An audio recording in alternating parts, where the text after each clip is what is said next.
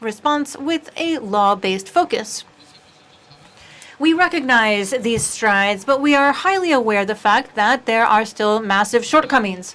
We therefore renew our determination to move forward toward a hemisphere in which all women and girls are able to live free of violence in full exercise of their rights. Thank you very much. Muchas gracias. Thank you to Peru. I apologize to the Jamaican delegation. For some reason, I don't see you on the screen, and I know that you were supposed to be the first speaker when we came back, so Jamaica is now recognized. Thank you very much, Mr. Chair.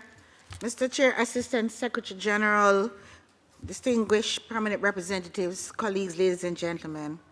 The delegation of Jamaica welcomes the opportunity to address this very important and urgent matter. Allow me to first thank the delegation of El Salvador for the very kind gesture of this symbolic pin. Allow me to also commend the member states that requested inclusion of this issue on today's agenda. I must also extend sincere commendation to the Inter-American Commission on Women for its consistent, evidence-based, and impactful advocacy in advancing gender equality and confronting all forms of violence against women and girls across our hemisphere. SIM's technical guidance and convening power remain indispensable to our collective efforts. The scourge of violence against women remains one of the most pervasive human rights violations in our societies. The digital age, despite its undeniable benefits, has opened new pathways for harm. Online harassment, non-consensual sharing of intimate images, cyber stalking, digital blackmail, and gender-based hate speech have become increasingly common, crossing borders with ease and inflicting profound psychological, emotional, and sometimes physical consequences. For small island developing states such as Jamaica, the rapid evolution of digital platforms has outpaced traditional protective mechanisms, requiring new legislative tools, upgraded investigative capacity, and broad public education strategies. Yet, despite these challenges, Jamaica continues to move forward with determination and urgency. Jamaica's commitment to ending violence against women is anchored in our obligations under the Inter-American Convention on the Prevention, Punishment, and Eradication of Violence Against Women, the Convention of Belém do Pará, to which Jamaica is a proud state party. Guided by this framework, we have pursued a suite of national initiatives designed to strengthen protection, expand services, and improve justice outcome for survivors. One of our central priorities has been the creation and expansion of shelters for victims of gender-based violence. Jamaica has established a number of shelter systems, including facilities dedicated to women and girls who require immediate refuge, safety, and psychological support. These shelters provide counseling, health services, legal assistance, and pathways to economic empowerment, recognizing that protection must be paired with rehabilitation and opportunity. We have also advanced work on specialized laws and policies, targeting both traditional and cyber-enabled forms of violence. Our legislative efforts include the Sexual Harassment Act, the Domestic Violence Act, currently undergoing further strengthening, and cybercrime provisions that criminalize malicious online conduct, capacity-building programs for law enforcement officers, prosecutors, and frontline responders continue to ensure that these laws are effectively implemented. Additionally, Jamaica has been investing in public awareness and prevention campaigns, particularly those aimed at young people.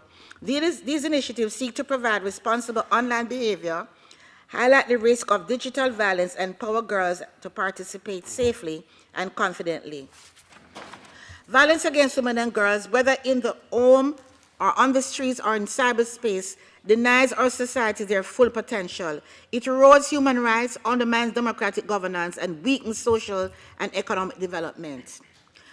Ending it is not only a legal obligation, it is a moral imperative. Jamaica reaffirms its commitment to working with all member states, the General Secretariat, and the Inter-American Commission on Women to ensure that all women and girls across our hemisphere can live free from fear, free from violence, free to thrive both offline and online. Mr. Chair, I thank you. Muchas gracias a usted, Jamaica.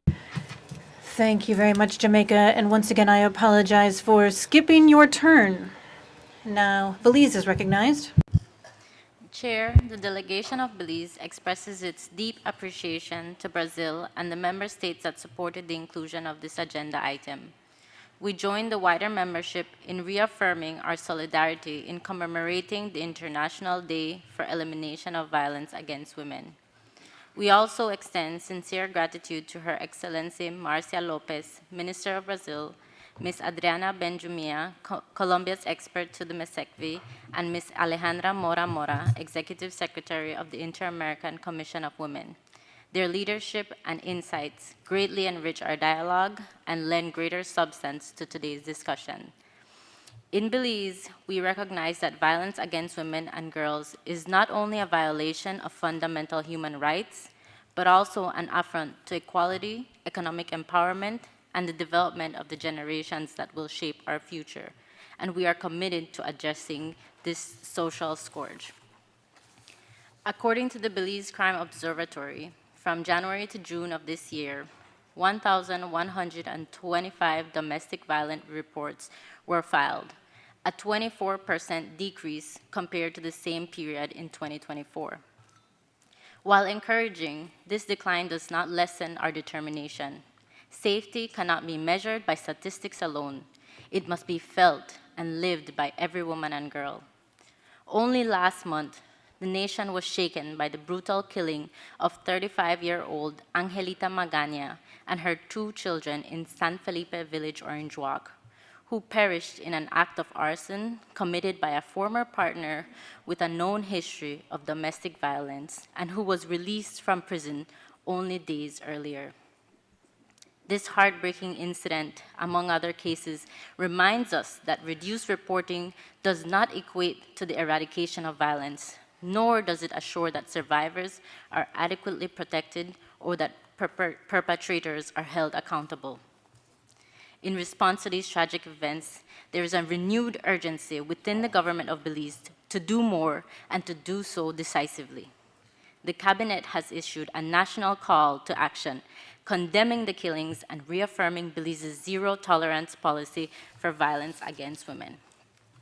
Our progress, our challenges, and our priorities for the path forward are centered on legislative strengthening, including alignment of our legal framework with the National Gender Policy and the Gender-Based Violence Action Plan. Enhanced regional cooperation, particularly through model laws on femicide and comprehensive recognition of all forms of violence against women.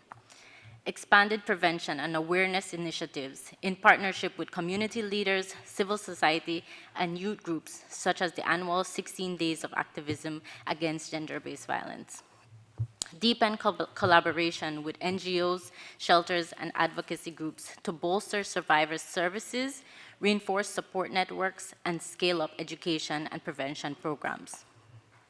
In further reflection of renewed determination, we also highlight the leadership of the Special Envoy for the Development of Families and Children, Her Excellency Rosana Briceño, whose collaboration with the Spouses of CARICOM Leaders Action Network has strengthened the national prevention efforts through the Engaging Men and Boys to Advance Gender Equality and Prevent Gender-Based Violence initiative. Training sessions have been delivered in 23 schools, reaching approximately 700 students and equipping young people with the tools to challenge harmful gender norms, understand the impact of violence, and contribute to safer, more equitable communities. Chair, in light of all of this, Belize reaffirms our commitment to the Belém do Pará Convention to advance the rights of women and girls and to the MESECVI process. We stand by the principle that no woman and no girl should live in fear of violence, harassment, or abuse. And while we observe 16 days of activism, we know that every day must be a day of action. Thank you. Muchas gracias. Thank you very much to Belize for your intervention. I recognize Argentina. Chair, Argentina is grateful for including this item on the agenda at the Permanent Council in order to commemorate the International Day for the Elimination of Violence Against Women. We recognize the work of the OAS authorities, particularly Alejandra Mora in this agenda. It's difficult to understand that it was almost a quarter century ago that this became a reality that affects our societies and particularly impacts women and girls throughout the Americas. Argentina has the highest standards when it comes to prevention, punishment, and eradication of violence against women. That doesn't mean that violence against women isn't a central topic in the public agenda. Our national legislation and our international commitments that we've shouldered are fully in force and guide our public policy. We are part of many specific treaties providing protection for women's rights, many of which were incorporated with a constitutional hierarchy based on the 1994 reform, which had us place these rights at the highest level of our regulations. Our national prevention, eradication, and punishment policy for violence against women has 4 pillars in line with the Republican principle of government, which leads in our country. We have protection through the legislature, the judiciary, and executive branches, as well as a series of public policies and legal tools. When it comes to the legislative, we have a law that provides comprehensive protection to prevent, sanction, and eradicate violence against women in areas including their interpersonal relations, and 15 related laws that make femicide a crime, recognize bodies of lawyers for victims of violence, provides training and education, as well as the creation of a hotline, and other provisions in our political areas, for example, violence in digital environments and others. In the executive branch, our public policies have many policies focused on women, and nationally, our Ministry of Security, the Secretary General of the Presidency, many ministers are women, and they run these policies, breaking glass ceilings and stereotypes. Also considering that any economic crisis has a disproportionate impact and unequal effect on women and children, and this leads to them being even more vulnerable. So our government is focused on fighting inflation to eradicate the scourge of poverty, which often affects first households run by women. We have been working to promote development, which is indispensable for women leaving behind a cycle of violence. In this context, reorganizing our institutions carried out by the Argentine government looks to focus on providing more effective women's rights in our human rights policy as a whole. We have a subsecretariat for protection against violence against women in the Ministry of Human Capital.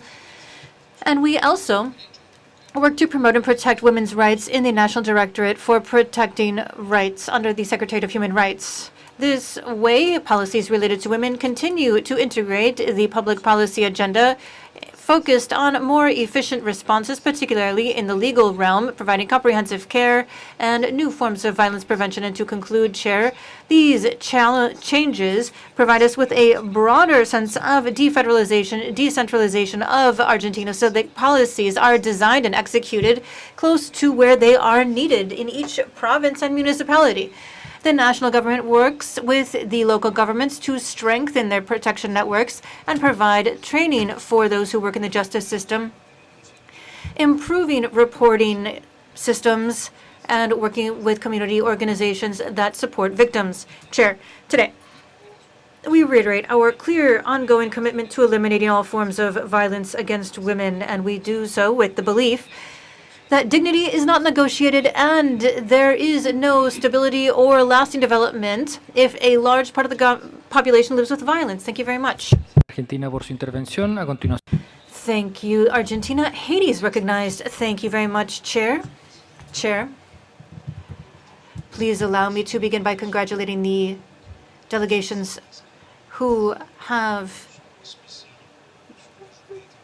placed this item on the agenda, that is commemorating the International Day for Eradicating Violence Against Women. And also congratulations to all of the women who have spoken today, both online and here at the OAS for this special occasion. And Chair, The issue of violence against women and girls is particularly acute in Haiti because of the security crisis, which is worsened by armed gangs. And from this perspective, women and girls pay a heavy price.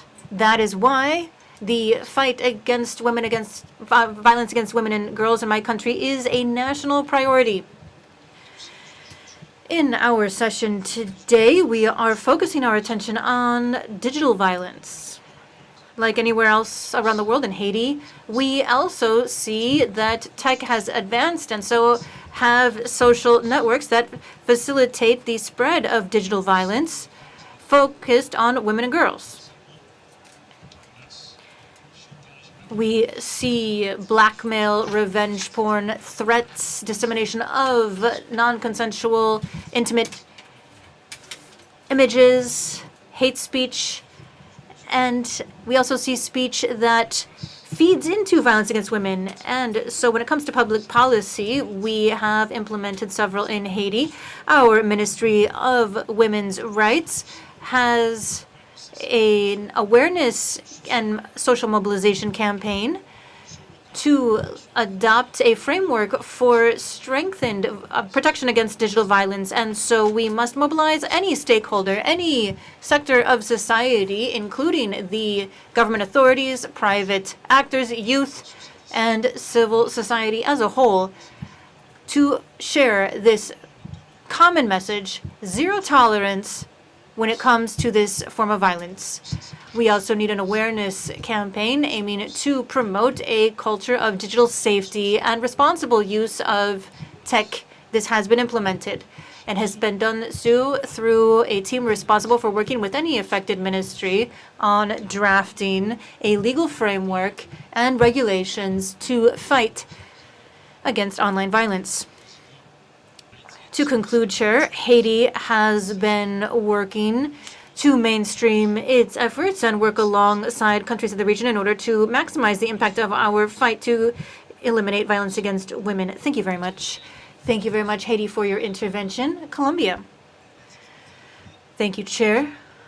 And I would like to salute including eliminating violence against women on today's agenda, but we are honored to reiterate here our full support for the declaration presented today by the Brazilian delegation. We reiterate that any form of violence against women, teens, and girls in all of their diversity, including those who are expressed and reproduced online, are an affront to human dignity and an hurdle that is incompatible with the rule of law and democracy, as well as human rights. That is why we understand what we just heard a few hours ago from the ambassador from Honduras, because this is indeed something we see, attacks against first ladies and female presidents, and so we are highly aware of what's happening with women, girls, and teens in our countries. And so, Chair, I'd like to share some significant progress achieved by Gustavo Petro's government, particularly based on the creation of the Ministry of Equality and Equity, a historic step forward for structurally addressing violence based on gender. First, implementation of the Gender Equality Public Policy 2020-2030. This recognizes the digital environment as a priority space for protecting rights. Expanding the comprehensive care network, which provides specific care for cases involving digital violence, collecting evidence, psychological care, as well as legal advice, strengthening channels for reporting in line with Law 155, which also includes cases of harassment and non-consensual dissemination of images online. Measures aimed at addressing this in digital environments, including making non-authorized dissemination of intimate images a crime. Thus, we are promoting digital literacy programs with a gender approach developed by the Ministry of Technology and Information and the Ministry of Equality. These are particularly targeted at children's, teens, and women who are leaders or rights defenders is part of our coordinated effort with civil society, academia, and tech platforms to promote prevention campaigns, research, and tools that will allow us to address digital violence in all of its complexity. This is an area where we still need a lot of efforts.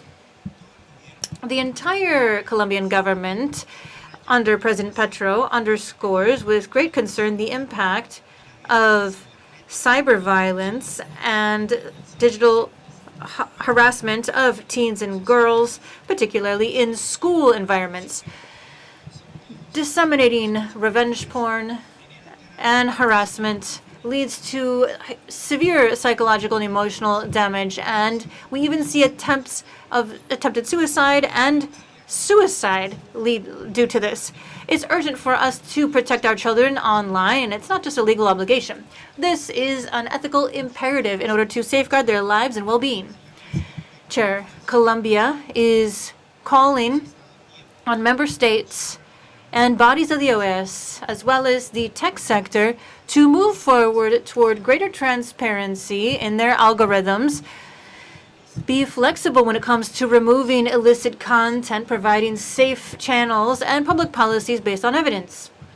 To conclude, Chair, we reiterate that the digital transformation cannot become a mirror of inequalities from the past. We have a duty to ensure that this is a space for freedom, participation, and safety for all women in all of their diversity. Colombia will continue to work decisively to build a hemisphere free of violence and each day more equal. Thank you, Chair. Thank you very much, Colombia, for your intervention. France, as a permanent observer mission. Thank you very much, Chair. Madam Secretary General, permanent representatives, dear colleagues, first of all, I'd like to take this opportunity, speaking for the first time, to welcome and wish success to Ambassador Rizzuto and Ambassador Mendez. I can assure you that France, as an observer state, will always be willing to exchange and work in concert with you at this organization. Please also allow me to salute the initiative of commemorating today the International Day for the Elimination of Violence Against Women, proclaimed in 1999 by the UNGA and set for November 25th in honor of the Mirabal sisters in the Dominican Republic. And this was a crucial moment for us to remind ourselves that we have a collective responsibility here.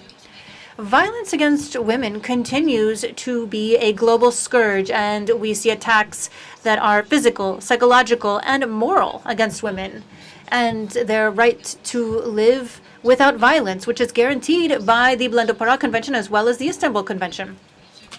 Fighting violence is sine qua non in order to achieve true equality between men and women, not only in law but also in practice.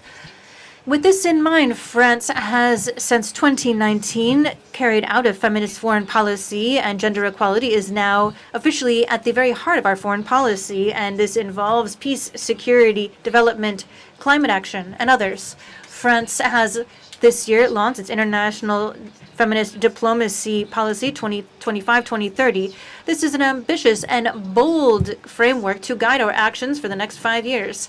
The strategy is a true turning point, not only when it comes to defending women's rights, but also actively promoting them with 5 major priorities, including fighting violence.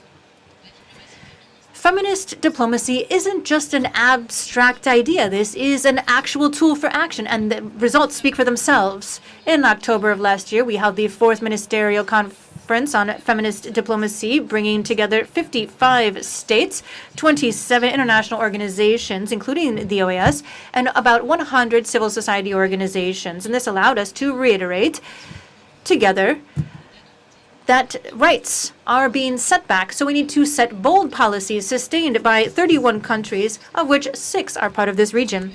I'd also like to salute the intervention by the ASG at the OAS and the Feminist Diplomacy Fund created has assisted 1,400 organizations from 70 countries on the front lines defending women against violence. And in 2024, France also launched the Laboratory for Women's Rights Online. And this is an international incubator that works on digital violence projects. The UNGA, in late October of last year, adopted a resolution presented by the Netherlands and France on eliminating violence against women online, sustained by 170 countries. In conflicts, women are at the front lines and far too often the first victims. Last year, the UN noted that sexual violence in crisis situations jumped by 50%. In France, we support the International Fund for the Survivors of Sexual Violence, created by Mukwege, and we work with UN Women and UNFP to support the most vulnerable populations, and we work to systematically integrate women as part of peace processes, as an agreement without women signing it is often far too fragile. Internationally, we see more attacks against women's rights and conservative shifts, and we reiterate our commitment against violence and for equality through our feminist policies. And we work tirelessly with our partners, including the Inter-American Commission on Women. I salute them here for their commitment and expertise. Finally, we have a lot to do. Together, we are determined to build safe societies where we are all able to live on equal footing, not as a dream, but as a reality. Thank you very much. Intervención. Thank you very much for your comments. Permanent Observer Italy has the floor. Thank you, Mr. Chairman. Assistant Secretary General, my dear colleagues, the Italian delegation also wants to join this commemorative event of the International Day for the Elimination of Violence Against Women. As emphasized last year by the President of the Italian Republic, violence against women is reaching alarming levels. It's about an inexcusable conduct rooted in inequalities, stereotypes of gender, and cultures that tolerate or minimize abuse, which often flies in the face of women's rights. This even happens within the family hub. What has been done so far is not enough. It's an emergency, a constant emergency. There are challenges because of the new technologies, as has been mentioned during today's discussion. No excuses was the motto proposed by the United Nations to commemorate this day.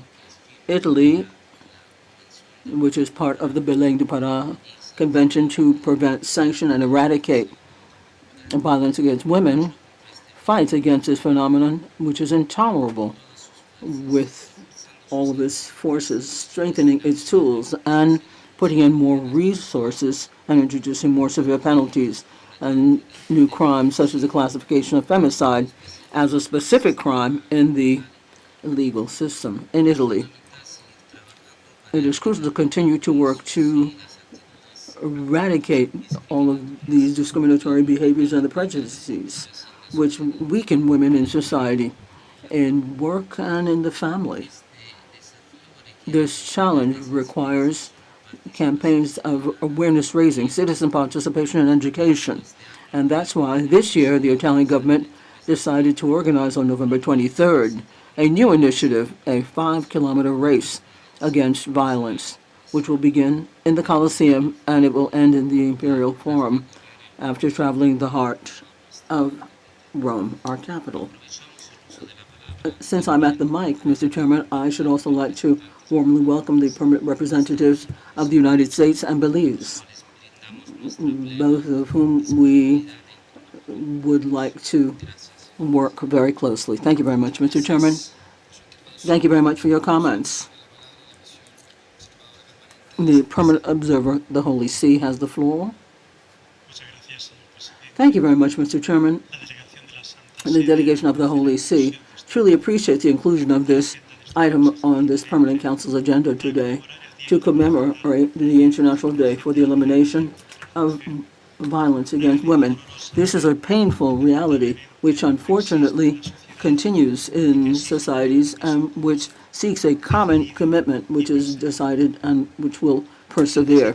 The Holy See reaffirms that any kind of violence that is meted out against women goes against human nature and is a grave violation of their dignity. It's an inadmissible attack against human rights.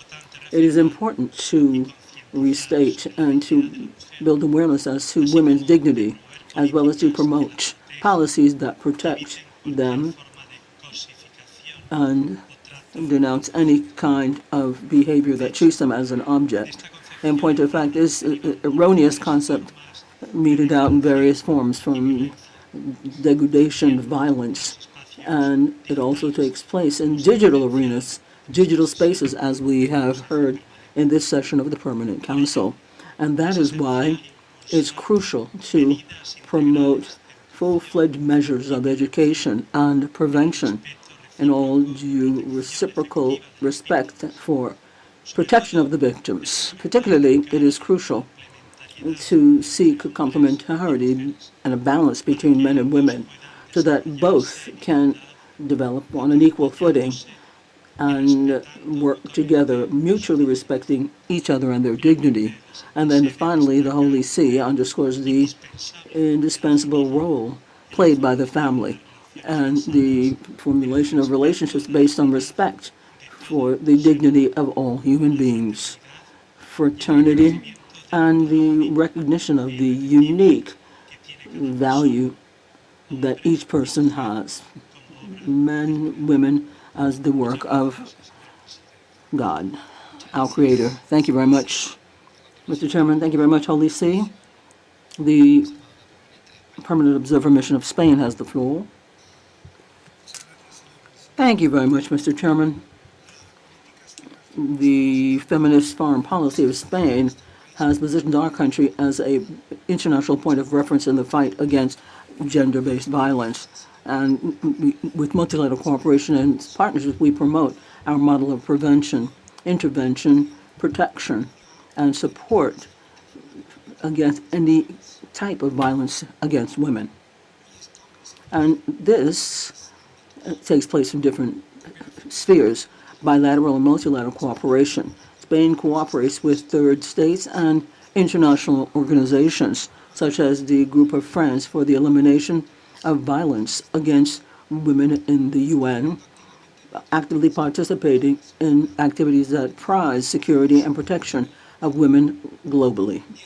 Also, our commitment also has to do with humanitarian crises. In situations of conflict and humanitarian crisis, Spain promotes programs for the protection of women and girls with a focus for prevention and support of victims when there's gender-based violence. And as such, then, Spain participates in international organizations and has partnerships.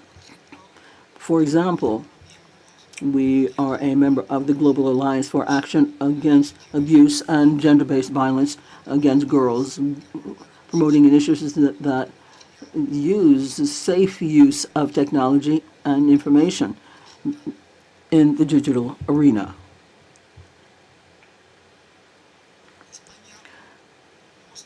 Spain has a strong commitment in prevention and fight against sexual behavior in conflict situations, and we also have an initiative, Violence in Conflict. This includes signature of signing documents that commit to act against impunity and improve support to the victims.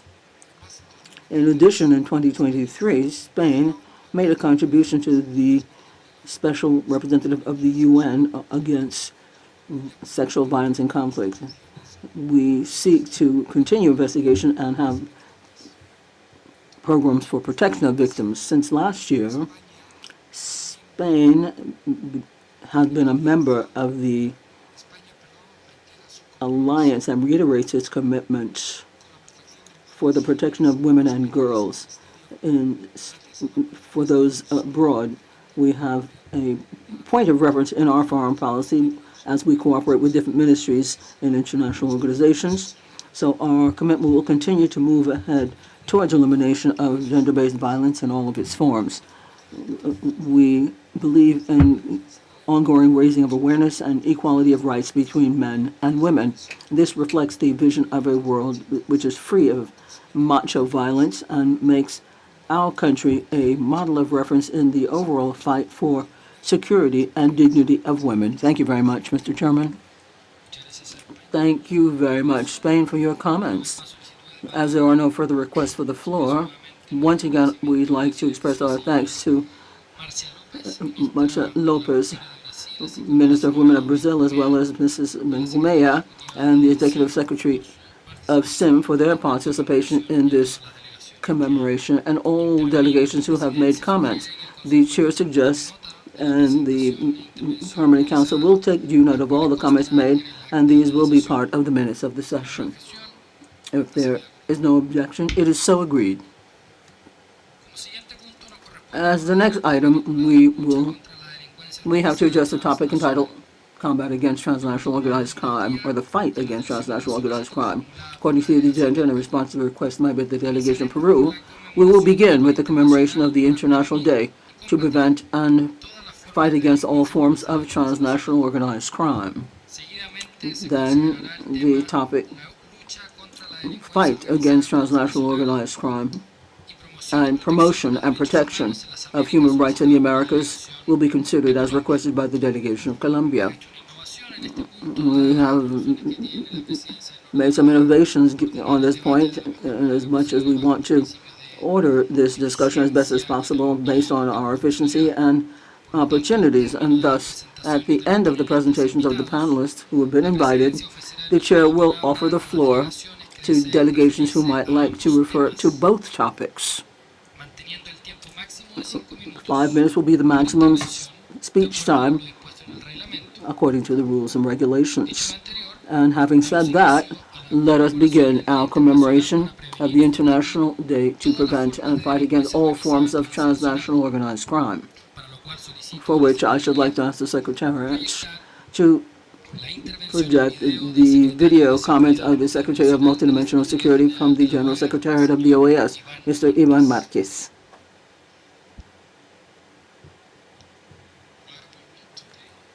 Networks continue operating 24/7 across our hemisphere.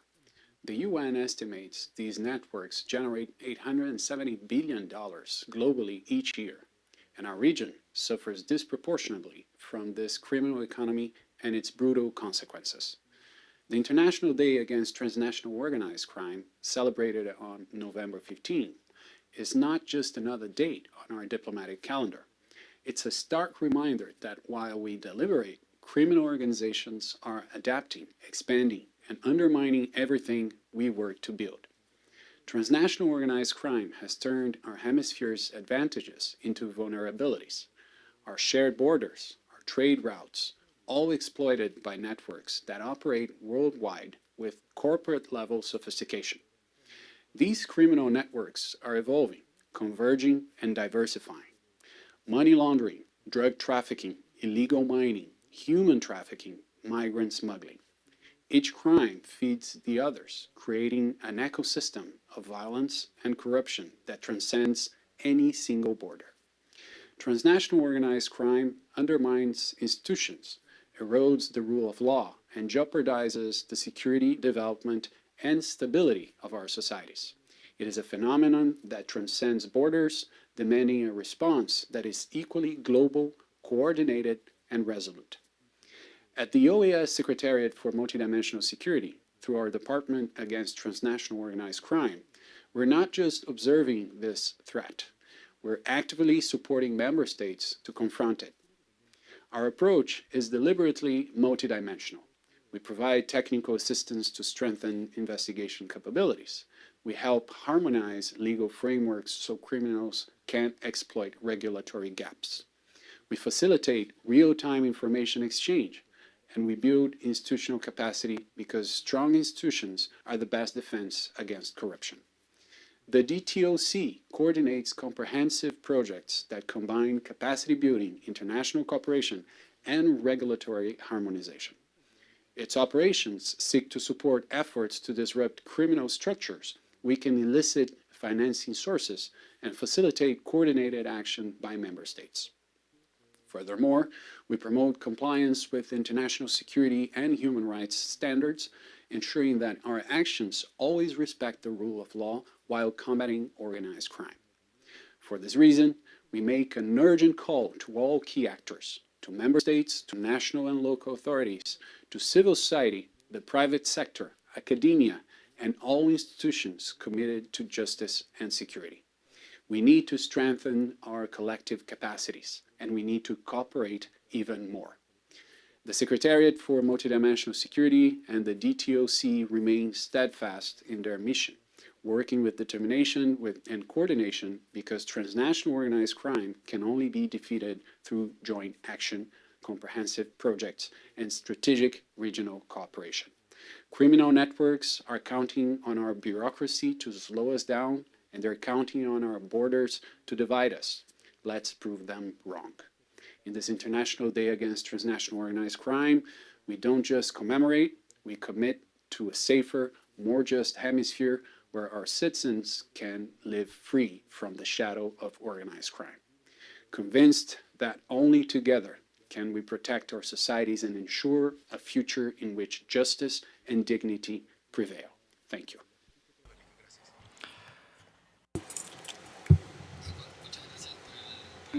Thank you very much for the video to the Secretary of Multidimensional Security.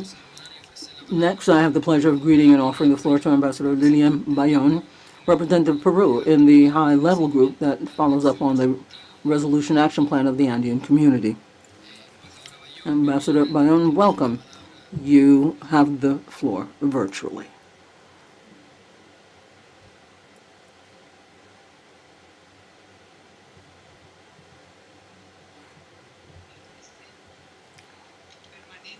Mr. Chairman, Permanent Representative of Chile, Ambassador Pascual, representatives of member states, representatives of permanent observer states, Assistant Secretary General of the Organization of American States, Laura Key, ladies and gentlemen. Peru truly appreciates the inclusion of the commemoration of the International Day for the Prevention and the Fight Against All Forms of Transnational Organized Crime on the agenda of this regular meeting of the Permanent Council of the OAS. This date reminds us of the commitment taken on by our countries to provide a coordinated and effective response in the face of this scourge. In the United Nations in New York on the 14th of November, a whole high-level day was held to remind us of this day, coinciding with the celebration of the 25th anniversary of the United Nations Against Transnational Crime and the Palermo Convention. This activity was attended by Peru, Austria, Belgium, Japan, and others, Morocco, and others. For Peru, the fight against transnational organized crime is a priority, both in the foreign policy as well as domestically. And this has to do with the adoption of the Palermo Convention, which has strengthened the institutional legislative national guidelines. During the last month, the Government of Transition and Reconciliation has boosted up urgent measures, getting underway an integral strategy for security to combat transnational organized crime head-on in all of its forms and fashions. And it has coordinated intelligence, operations, and research, or I should say investigation.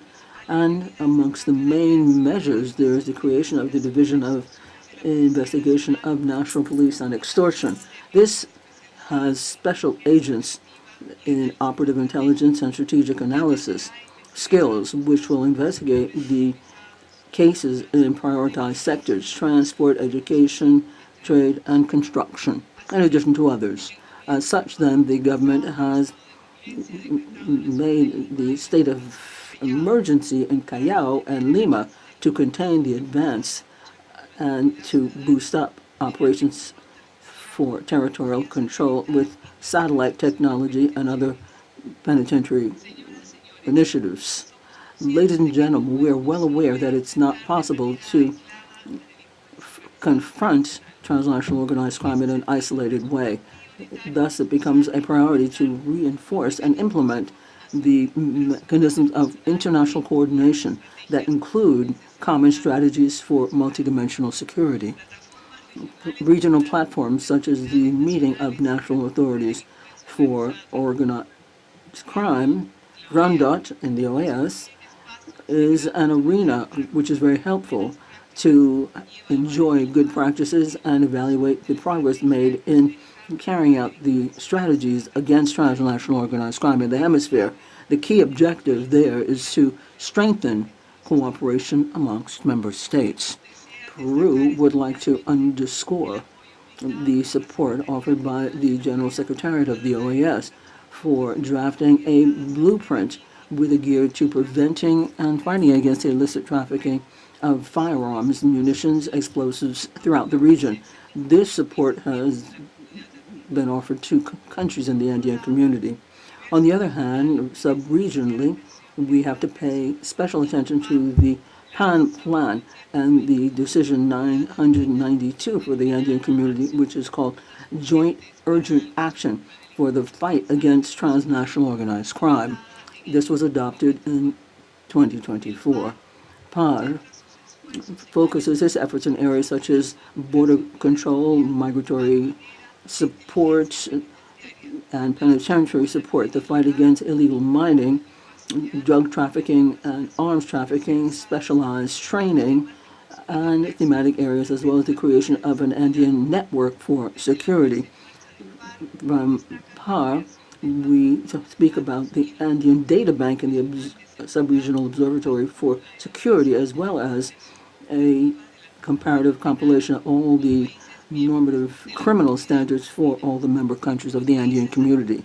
The Andean countries have identified the need to make progress towards a second phase of implementing PAR.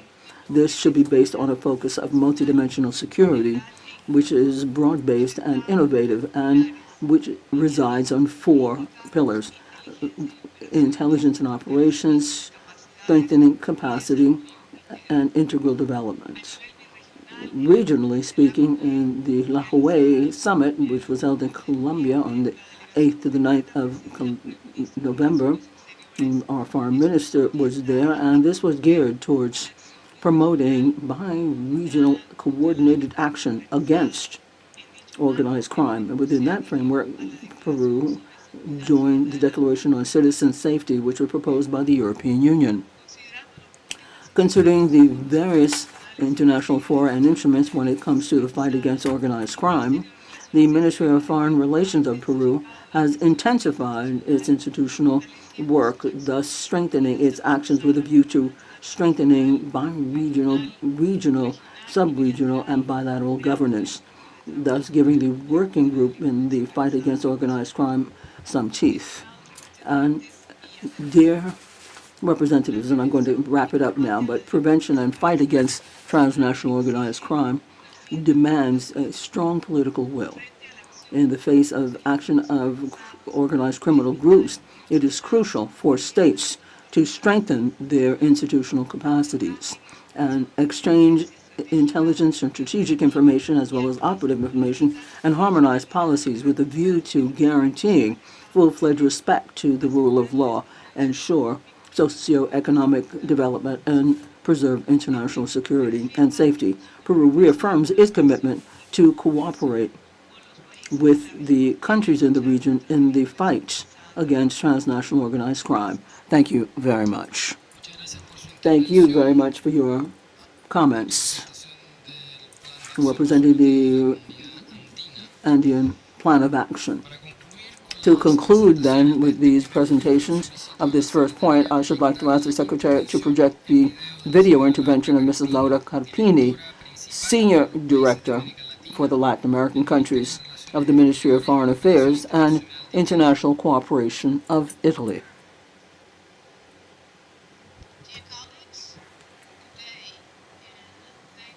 Permanent Mission of Peru for organizing this debate and for inviting Italy to the panel. As an active and committed observer to the OAS, this is a great opportunity for me to interact with you. As we have heard from previous speakers, organized crime in the region continues to be a source of concern because of, first, its impact on security and stability in the region and beyond, and secondly, for it being a formidable obstacle to countries' prosperity and democratic resilience. Combating transnational organized crime in Latin America and the Caribbean is therefore one of the areas of work that requires closer collaboration among members and observers. Within the Organization of American States, Italy is one of the largest donors and is supporting a number of projects in the areas. I would just name a few. One is strengthening of national early warning systems on drugs in OAS member states, the strengthening of therapeutic communities and treatment centers in Latin America and the Caribbean with Italian support to support social reintegration processes. Another one is about training and technical assistance program to prevent and combat financial flows associated with transnational organized crime, and technical assistance to support implementation of the Caribbean firearms roadmap, to continue support for the Inter-American Network for Police Development and Professionalization. So as you see, we are now working hard and committing ourselves to contribute to the efforts of the organization, and we are taking stock about new projects in other subsectors, such as cybersecurity, among others. We're also active bilaterally and within other organizations, such as the European Union, and I will just mention here our bilateral program, Falcone Borsellino, as well as the European programs El Pacto 2.0, Eurofront, and Coppola 3, which support judicial capacities, cooperation between authorities, and the dissemination of sustainable models for the prevention, combating, and management of transnational criminal phenomena. At the same time, and for the benefit of today's debate, I wish to highlight the philosophy that underpins our action as one of the defining features of our policy towards Latin America and the Caribbean, both bilaterally and multilaterally. In fact, our cooperation in justice and security is inspired by our own national experience in the fight against organized crime and corruption. This is particularly fit for Latin American legal systems, which belong to the same family of Roman and civil law. It is a multi-level and multidimensional approach built upon 5 pillars. Capacity building by training prosecutors, judges, and law enforcement officers to strengthen skills and ethical awareness. Second, institution building by supporting the modernization of justice institutions and governance structures. Recently, we have been focusing on strengthening penitentiary systems, as recent trends show that they are highly permeable and turn into centers of command for criminal organizations. 3, legal advisory by assisting partner countries in harmonizing their legal framework with international standards and providing examples of our most successful legal tools. 4th, consensus building by promoting public awareness and social ownership of the process. We're now working on the successful experience of transfer seized mafia properties to local communities so that they immediately enjoy the benefits of a crime-free society. 5th and last, spread anti-corruption through all of the above. Corruption is a vector for transnational organized crime to gain power by infiltrating public institutions and legitimate economies. Today, organized crime cannot exist without corruption, and no effective response to these threats can succeed without a determined and united fight against corruption itself. To conclude, Striking the right balance of prevention, repression, and a whole-of-society approach is crucial. Building a culture of legality and integrity at all levels, starting from the education system, is also key. As long as community feels that the state is distant in a repressive mode only and that they get more benefits from criminal organizations, TOC will continue to thrive. A follow-the-money approach has proved successful also thanks to international cooperation of law enforcement agencies, also in the financial sector. I hope this intervention contributes to the debate and to our joint work. I thank you for your attention and wish you fruitful discussions. Thank you very much to Peru for requesting the intervention from Director Carpina as well as Secretary Marquez. And we would also like to ask that you send her our thanks for her participation in this commemoration. And now, as I stated at the outset of this item, we will begin consideration of the topic fighting TOC and promoting and protecting human rights in the Americas. This was requested by the Colombian delegation. With this in mind, I am now delighted to salute and give the floor to Ms. Juanita Gobertos, the Director for the Americas at Human Rights Watch. Director Gobertos, welcome, and I give you the floor.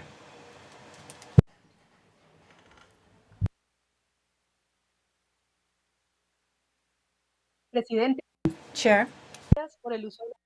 thank you for giving me the floor. Warm greetings to all of the ambassadors, ladies and gentlemen, and other members who are with us today. I'll be very brief given the amount of time I have been granted. And first of all, I'd like to state that Latin America and the Caribbean, as is well known, continues to be the region that has the highest per capita homicide rate worldwide and also the highest proportion of homicides related to organized crime. And if we look at that broken down, the majority of the victims are young men between 15 and 29 years of age. The majority of these homicides are committed using firearms. And unfortunately, the majority of the cases do not really tell us who were the perpetrators of these acts, because in the majority of these cases, they go unpunished. That is, those who are behind this homicide and this violence in LAC often are not punished because LAC and its countries specifically have not yet developed sufficient investigation, prosecution, and detention capacities when it comes to crimes like this. At the same time, and in response to the majority of states in LAC, because certainly we do have exceptions, they have either been ineffective or they have been violations of human rights that are adopted as models. And certainly this is a general description. We do have nuances here. On one hand, we see restricting rights in order to provide safety to the citizens in exchange for their rights, or else we see laws that are far too permissive and the population ends up at the hands of organized criminal groups. At HRW, we believe that both models are violations of human rights. And so when it comes to the strategies of states that promote the restriction of laws in order to promote security, generally that includes measures such as emergency states, states of exception. They lower the age of adult criminal responsibility, massive detentions, they suspend or restrict due process, or they turn to preventive detention without a deadline. We see arrest warrants, collective search warrants of many people at the same time. We see people held incommunicado in prison. And this also includes the deployment of military forces and security forces to act as police officers. Some of the main proponents of this model today are El Salvador, which has had an emergency status for 3 years now and has over 89,000 people in jail. The majority of them come from low-income communities, and we also see a total suspension of due process in that country. Ecuador, which has been fighting organized crime, and it has turned into an armed conflict. And the response has been to increase the numbers of human rights offenses cases, and that includes forced disappearances. And in Brazil, today, we see that the police continues to be responsible. There are 6,000 people killed each year at the hands of the police. The majority of them are Afro-descendant. And then we also have states that are too permissive when it comes to organized crime. They simply raise up their hands and say they can't do anything at all. And we see that organized crime has a de facto monopoly on the use of firearms. That is, they often live side by side with the government. And we see that they have taken over jails. The government simply does not investigate crimes, and the most extreme case, of course, is Haiti, where we see the gangs control 90% of Port-au-Prince, and we also see this in Colombia with the Total Peace Plan, which has led to a strengthening of social control in certain territories by organized criminal groups, a spike in homicides, as well as the recruitment of child soldiers. And in Peru, where we see that the legislation has been openly in favor of organized crime. They've restricted the capacity of prosecutors to do their jobs. They have limited the cooperation of the police and others. And I can't forget that the Trump model of attacking these vessels in the Pacific and the Caribbean seas are potentially human rights violations. And in fact, this is not an effective policy. Here we see 83 victims who have lost their lives. We have 2 survivors as of yet. And there is no armed conflict, so there is no IHL that would permit this. This is a human rights violation, and this is part of the fight against organized crime. And so they are looking to minimize damage. And we know that lethal force should only use when it is simply the last resort to protect life. And we see that the United States has been taking part in extrajudicial killings of these individuals. In all countries of the region, we need to express our greatest concern due to these activities by the United States. In contrast, we also need to focus on cooperating on effective social and justice policies that protect people's rights, that strengthen the capacities of the administration of justice, and provide technical assistance, legal assistance, with a focus on criminal investigation of those who are perpetrators of violence. And the OAS networks on recruiting young people, arms trafficking, and others can play a crucial role. It is fundamental, again, to verify the costs and look at strengthening prevention measures when it comes to recruitment of young people, as well as focusing on the protection of individuals and not the aim of protecting the entire population from organized crime through these extreme measures. Thank you very much. Thank you very much, Director Goibertus, for your intervention. I would like to ask the Secretary to please project the video presentation of Ms. Elizabeth Dickinson, the Senior Analyst of Crisis Group. Secretary, please share the video. Please go ahead. Good afternoon. My name is Elizabeth Dickinson. I'm the Vice Director of the International Crisis Group for LAC. And thank you very much for the opportunity to be here with all of you and take part in this conversation, which is so pertinent when it comes to our region.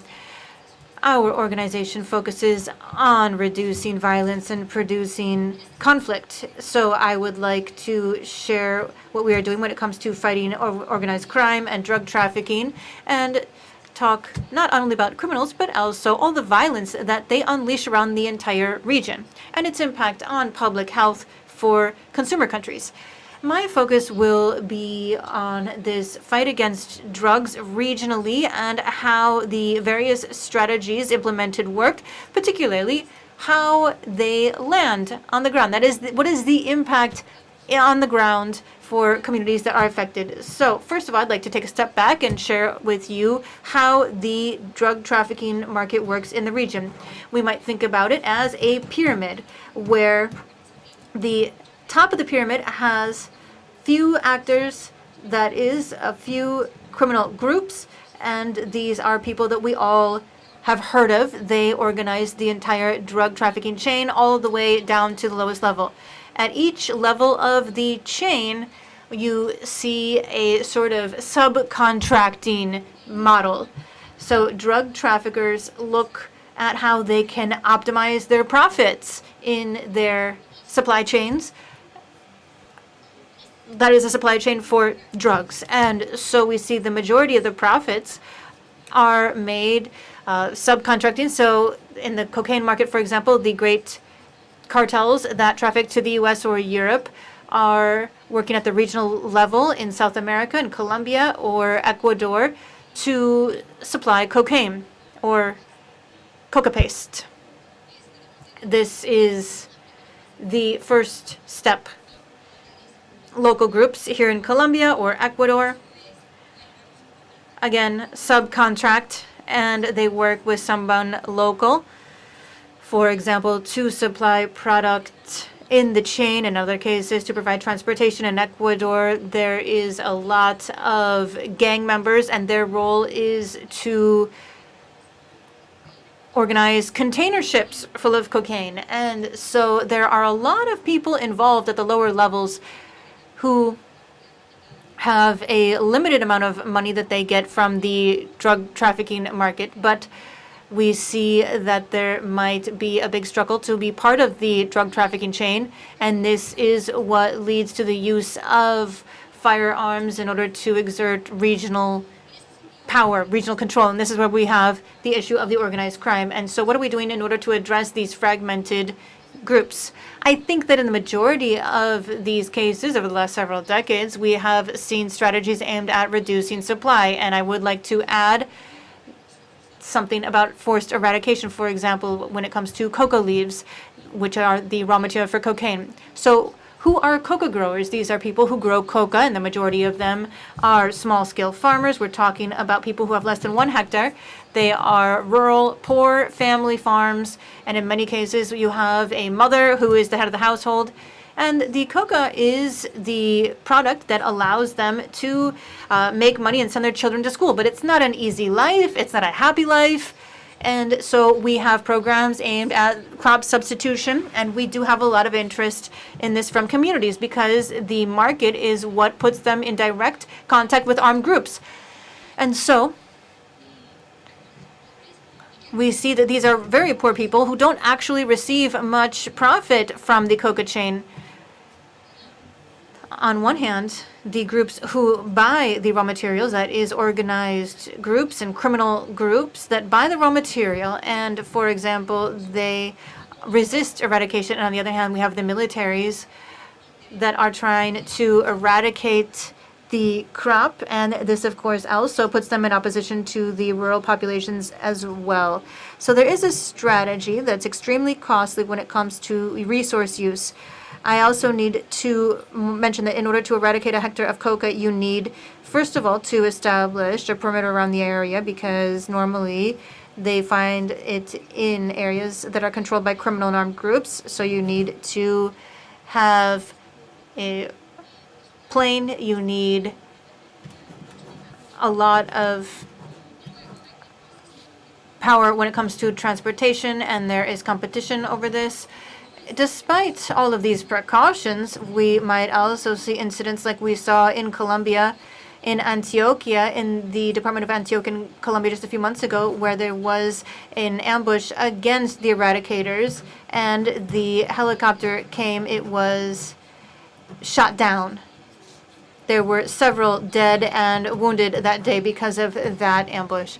And so this isn't exactly an efficient strategy, nor is it effective for eliminating coca. So logically, we should focus on going further up the chain. The idea is that we should go after those who are getting the biggest profits from drug trafficking, those who are receiving these massive profits, who are running these criminal groups. And that is why in some countries of the region, the idea is seizure. And so this hits the pockets of these organizations, and it also impacts civilians who are part of the chain, often not because they have a choice. They're often coerced into participating in this. So seizure, capture, arrest, this is also important, and we also need to facilitate information and investigations. This allows us to dismantle these chains from the top down. This is a material crime, and so the seizure is focused between countries up and down the region on capturing and breaking up these organizations and taking down those at the top who are truly profiting from the chain. And this has an impact on the ability to deliver the drugs to the consumer. So we are looking at the nucleus of this market in order to take it down. And this is only possible if we work in concert with many different countries, because we need to take into account that these organizations are extremely sophisticated. The Sinaloa cartel, for example, is currently in court in the United States. And this is a cartel that's present in 45 countries. And so in order to carry out this very important job of prosecuting these people, we needed to truly take down those who are responsible for this extremely harmful organization for the region and for consumer countries. Thank you very much to Colombia for facilitating virtually with Director Goibertus and Ms. Dickinson. Now I will give the floor, as we stated at the outset. I would like to reiterate that the intervention time limit is limited to 5 minutes, 30 seconds additional max, and this way each state will be able to focus on what they believe is most appropriate following the presentation from Peru and Colombia. And I would also like to thank you from both states for your willingness to allowing us to not repeat 2 rounds of intervention, given that we have just been talking about this topic. And so we ask that each state discuss their own approaches as shared by the panelists. So I would like to start by giving the floor to Argentina. One moment, Ambassador. Just one moment, please. Perdón, fue un malentendido. It was a misunderstanding. Please go ahead, Argentina. Please, don't write me off. No, just 15 seconds. Argentina would like to highlight that TOC is one of the greatest threats to security of states, and it impacts political, social, economic, and cultural development around the world. It's a multifaceted phenomenon which is shown in different ways, such as TIP, illicit trafficking of migrants, illicit arms trafficking, money laundering, inter alia.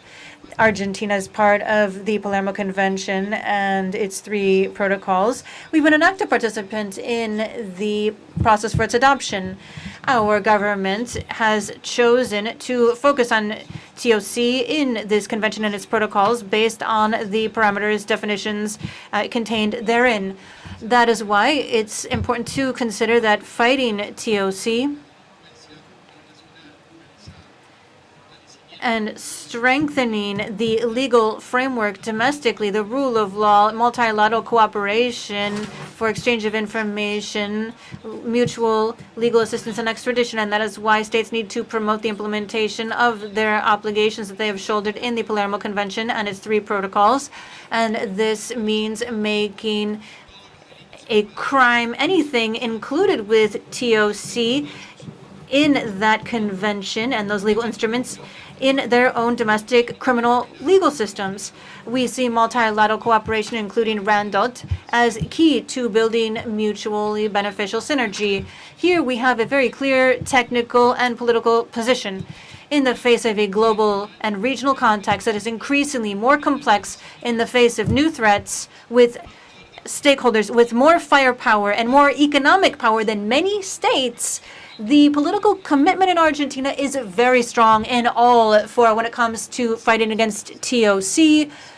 as we stated, drug trafficking, TIP, migrant smuggling, and others. But we are particularly concerned that some countries have become platforms where those organizations are able to thrive with full state protection, co-participating in the illegal economic benefits and becoming platforms for exporting transnational crime. And that is why organizations such as Tren de Aragua, Cartel de los Soles are considered terrorist organizations by my government. I believe that the new threats are complex. The victims that they leave in their wake are tragic. The aspiration of our people to live in safety is a growing demand from our people to our democratic governments. The governments that are not capable of providing an effective response to the issue of security lose political support among their populations, and we are drawn to the fact that some of the panelists have not said a word about some of these organizations and their activities, which are an attack on our people and the states that promote them. Diplomacy is not silence, and silence shouldn't allow us to be accomplices in civil societies. I've stated time and again. Additionally, Chair, I would like to mention that it would be reasonable and a good practice that when we organize panels like this, and when members of the panels are going to mention countries and call out countries that are here as member states, this should be reflected in documents that should be distributed so that the countries referred to themselves have an opportunity to provide an effective response. I think that would be a good practice, as we used to do with the concept notes and with the documents, in order to not surprise anyone and then give everyone a chance to express their national position when these countries are mentioned, either countries or regions, because here we have seen references to entire regions, and I think that all of these issues need to be known by the countries and regions in question. Thank you very much, Chair. Muchas gracias, Argentina. Thank you, Argentina. We take due note of your suggestion. And certainly, I'm going to abstain from opining here because my goal here is just to facilitate the debate.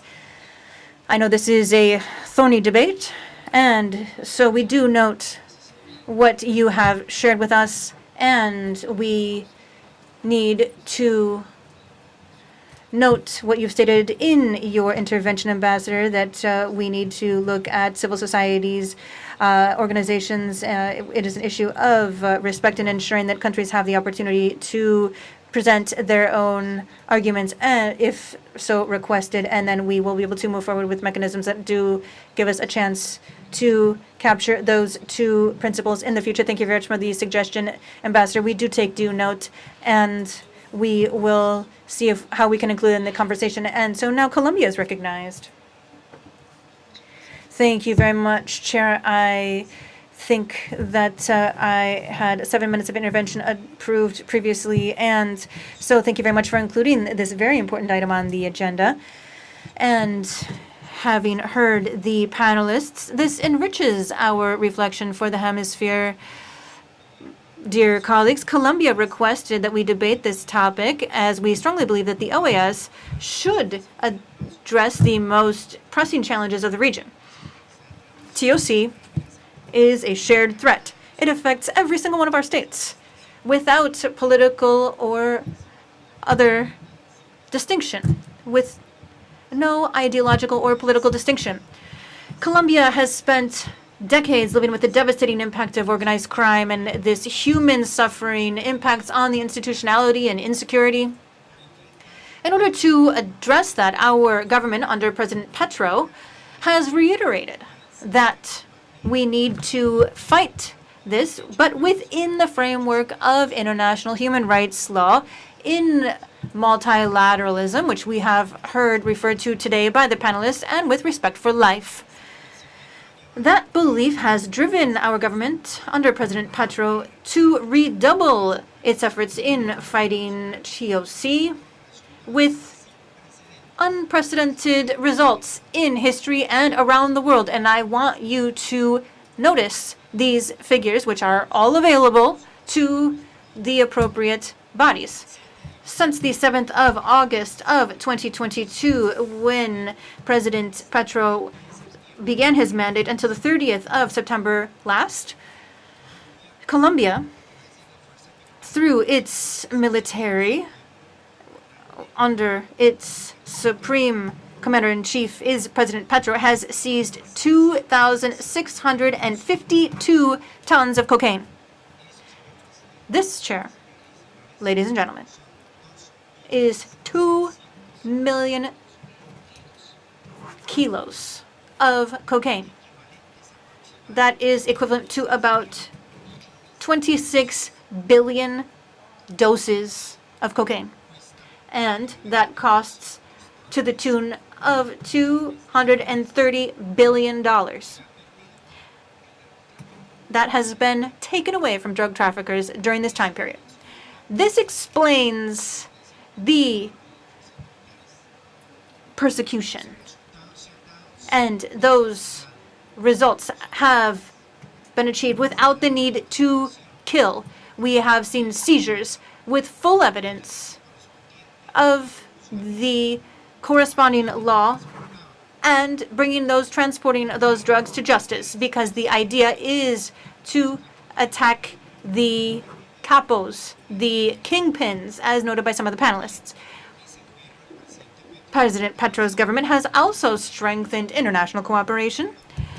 The Joint Group Against Organized Crime, created in 2023 and currently comprised of 9 countries, has been able to dismantle criminal networks and led to the capture and arrest of leaders, kingpins, and the seizure of drugs, money, and weapons. Effective collaboration leads to real results. Chair, these advancements reflect Colombia's policy against the very scourge we are talking about, based on 2 pillars: respect for international law, including international human rights law, and collective action in the face of threats that know no borders. In this context, we share the concern with the recent statements on the special procedures of the Human Rights Council and the declaration of the UN High Commissioner, which are raising alarm bells on military attacks in the Pacific and the Caribbean with allegedly drug trafficking boats. And these are lethal operations that are not in line with international human rights law, nor are they in line with the UN Charter, nor with the International Compact on Civil and Political Rights. That is why today Colombia has expressed once again its rejection and condemnation of these types of unilateral attacks. The fight against drug trafficking does not let any state to act outside international law. TOC is an issue of law enforcement, not a war.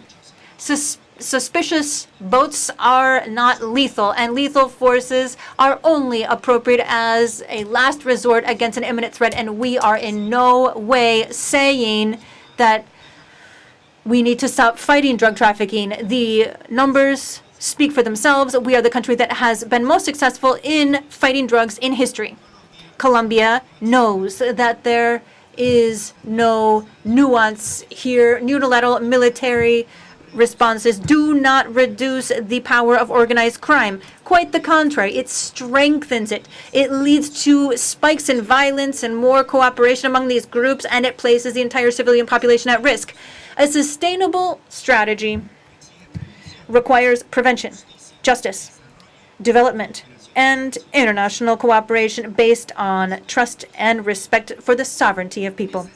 In that sense, we would like to remind you all that states of the hemisphere have recently agreed at the GA Resolution 3028 on promoting and protecting human rights, adopted at the 54th GA of the OAS just this year, that any measure against TOC must be adopted with full respect for international human rights obligations and in line with the principles of legality, proportionality, need, and non-discrimination.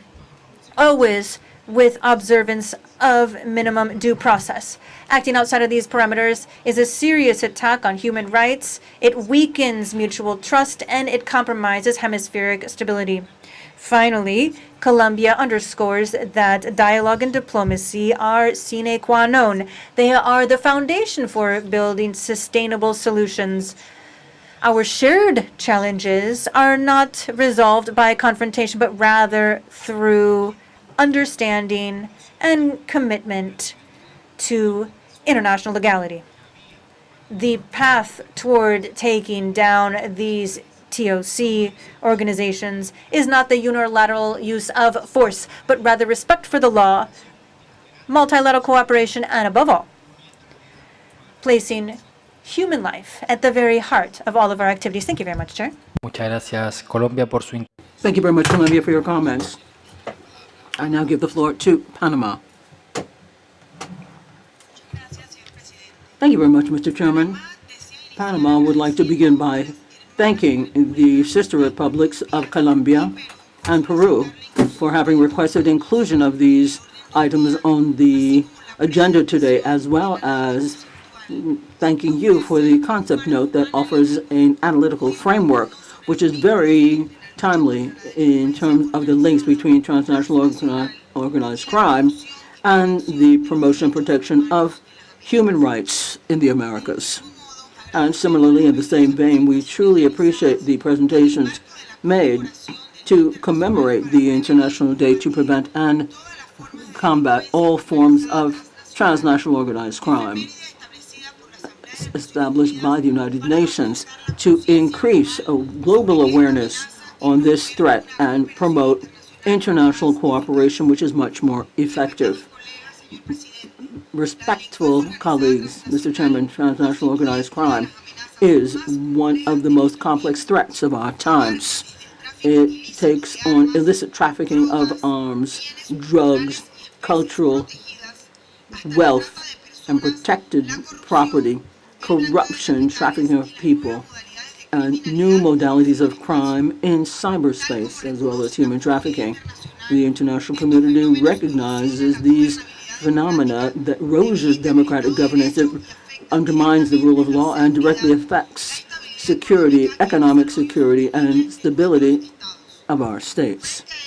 And in the face of this, the Republic of Panama then considers that it is imperative that our response be within the clear-cut guidelines of international law and in all due unbridled respect for human rights, thus abiding by our international obligations. In this regard, then, Panama reaffirms that hemispheric efforts should move towards strengthening prevention, cooperation, and joint action, preserving democratic institutions and fundamental principles of the inter-American system.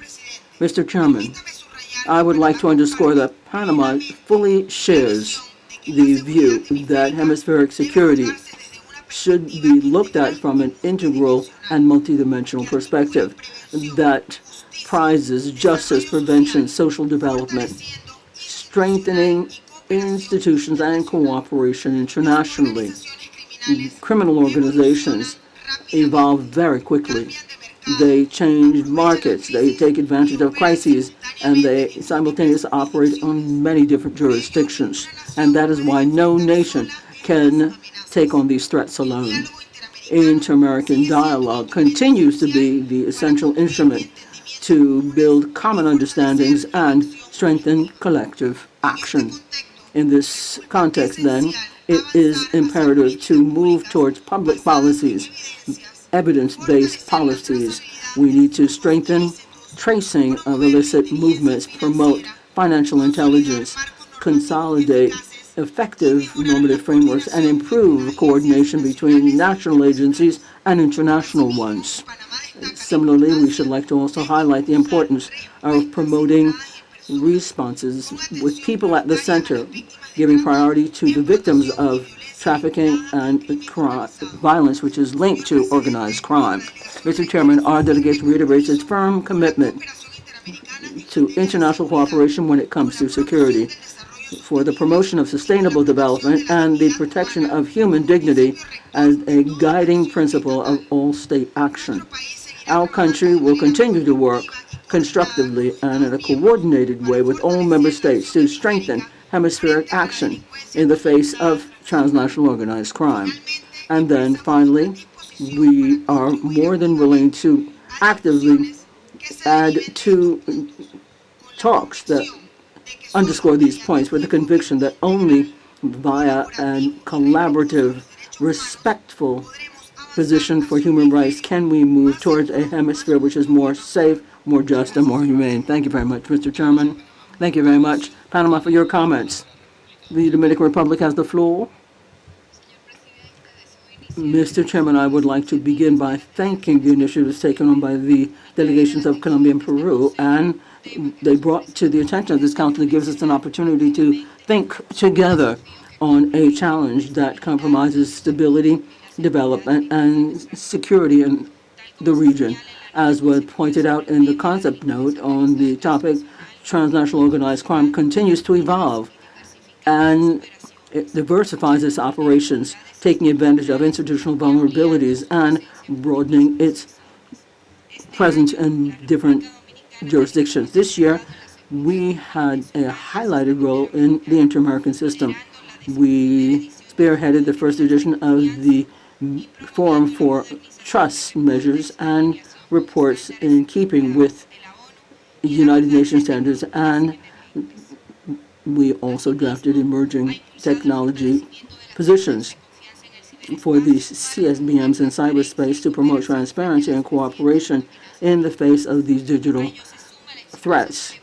We were very successful in Santiago de los Caballeros, the Minister of Ministers, when it came to public security in the Americas, that led up to recommendations focused on citizen safety and security, police reform, and the fight against cyber crimes, emphasizing the importance of strengthening institutions with a focus on human rights and regional cooperation in the face of transnational threats. This progress is also linked to our responsibility as the chair of the Summit Project of the Americas. Here, we would like to promote an integral view for human safety and take on hemispheric commitments that translate into concrete actions. There is a need to coordinate efforts between governments, multilateral organizations, the private sector, and civil society with a view to generating greater scale projects with impact and with a view towards social unification and prevention. Citizen safety, Mr. Chairman, continues to be one of the most significant challenges for our societies. In the region, millions of people live and are exposed to crimes that affect their daily life. It erodes trust in institutions and deepens social tensions.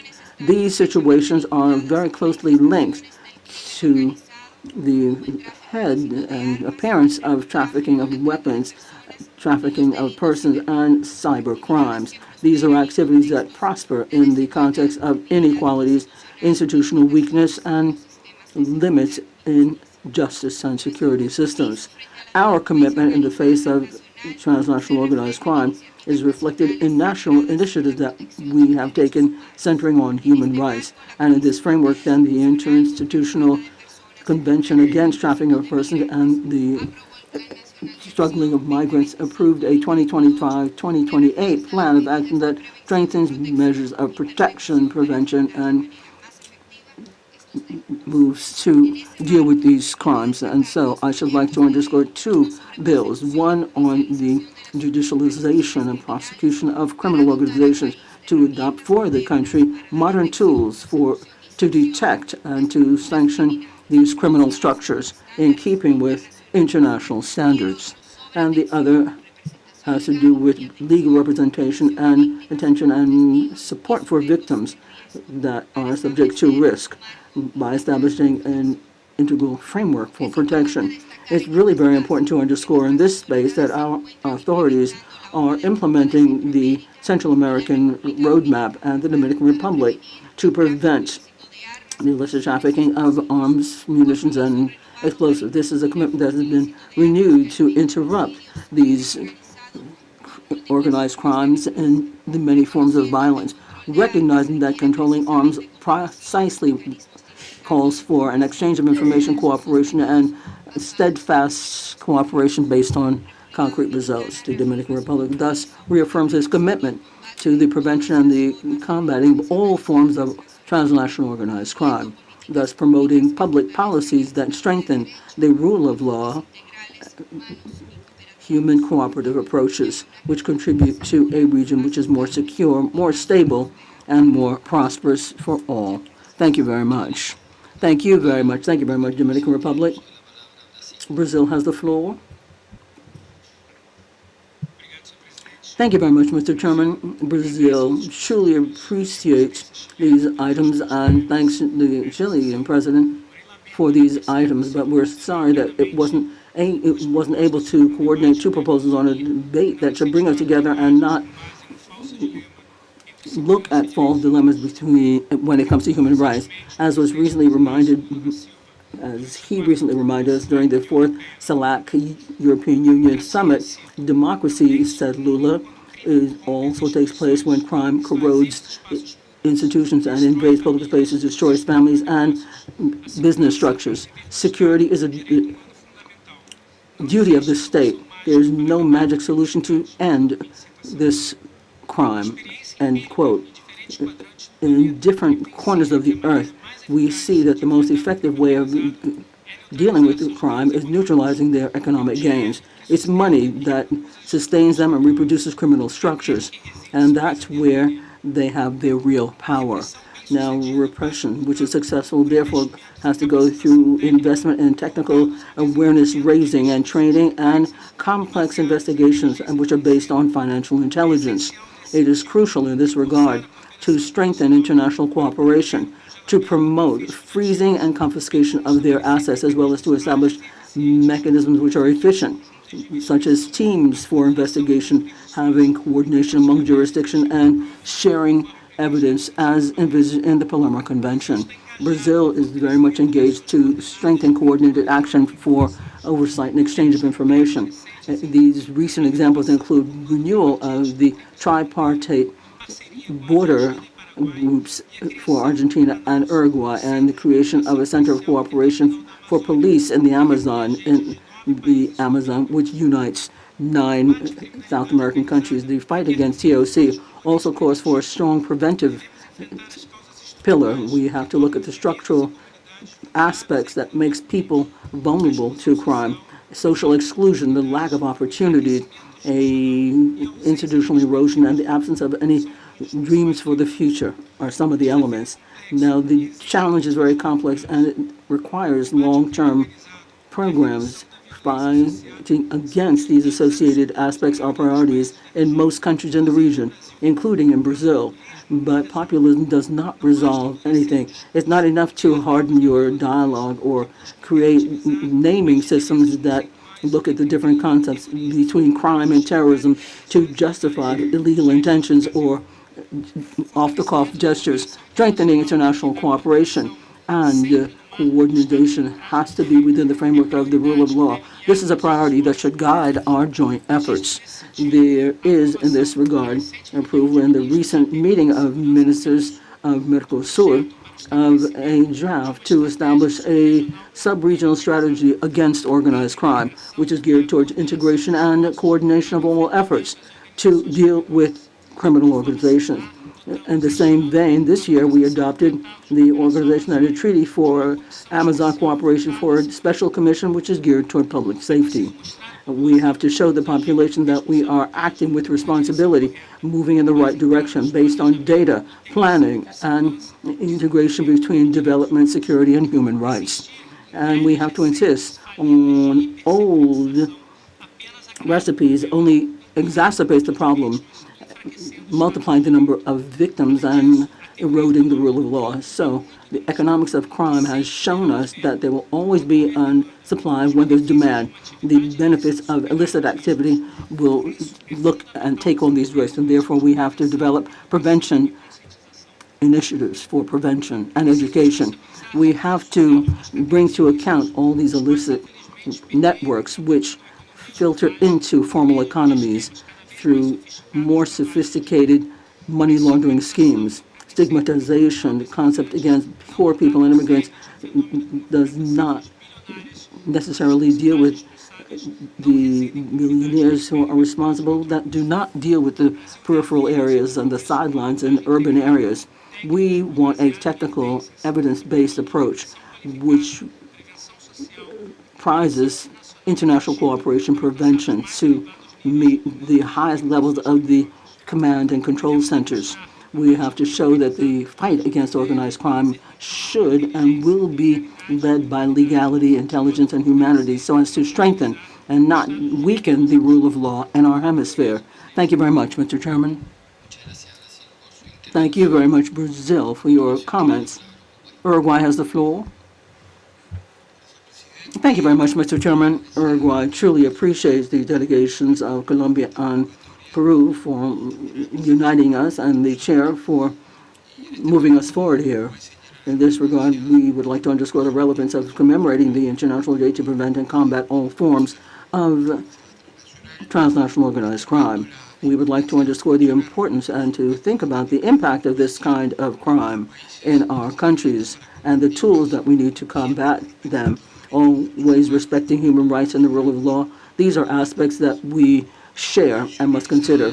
The position and all of the comments made show the complexity of this transnational phenomenon and the many different challenges that we grapple with on our continent. According to data from the Office of the United Nations, the UNDOC, between 2015 and 2021, about 22% of all murders in the world led to thousands of deaths which were linked to organized crime. And as such, then, looking at the same source, Latin America and the Caribbean are scenarios where almost 30% of all homicides committed in the world take place. 25,000 deaths per year, and the cause of these murders tally with the intensive use of firearms or the influence of organized crime. It is quite clear that transnational organized crime doesn't recognize any borders and not only affects national security but also has an impact on most vulnerable communities and undermines democratic governance and has an impact on our economies and sustainable development. In a continent of peace such as ours, the illicit trafficking of weapons and the trafficking in persons, corruption, money laundering, trafficking in arms, and cyber crime, as well as other crimes, take advantage of institutional weaknesses to expand and grow, and these groups use innovative methods to finance their activities.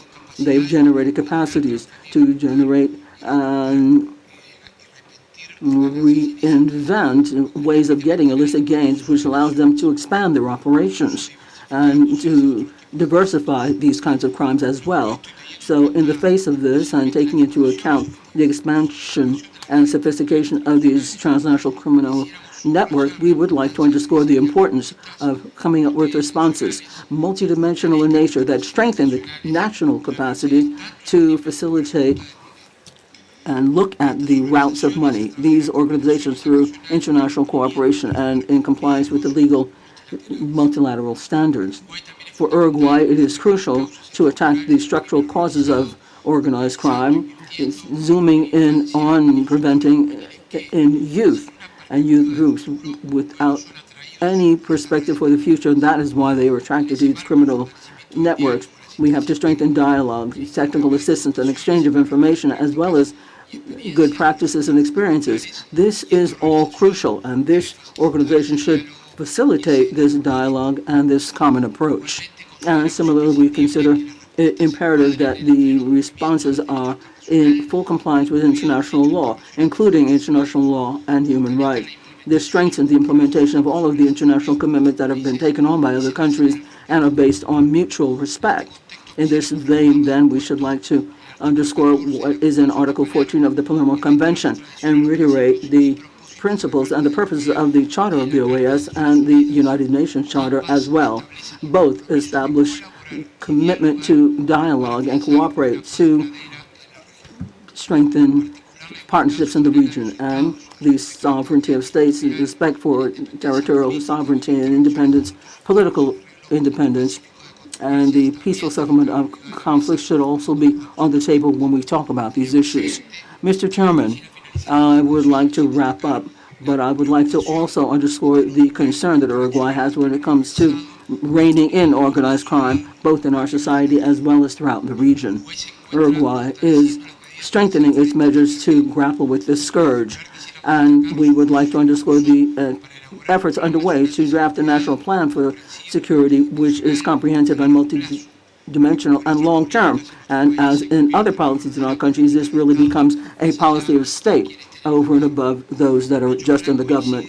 This plan also looks at public safety as a shared responsibility between the various organizations of state and civil society. This calls for long-term planning as well as social participation and the use of experiences. This plan incorporates gender approaches and territorial human rights and criminal aspects to have efficient and fair responses which are sensitive to the diversity of population and different local contexts.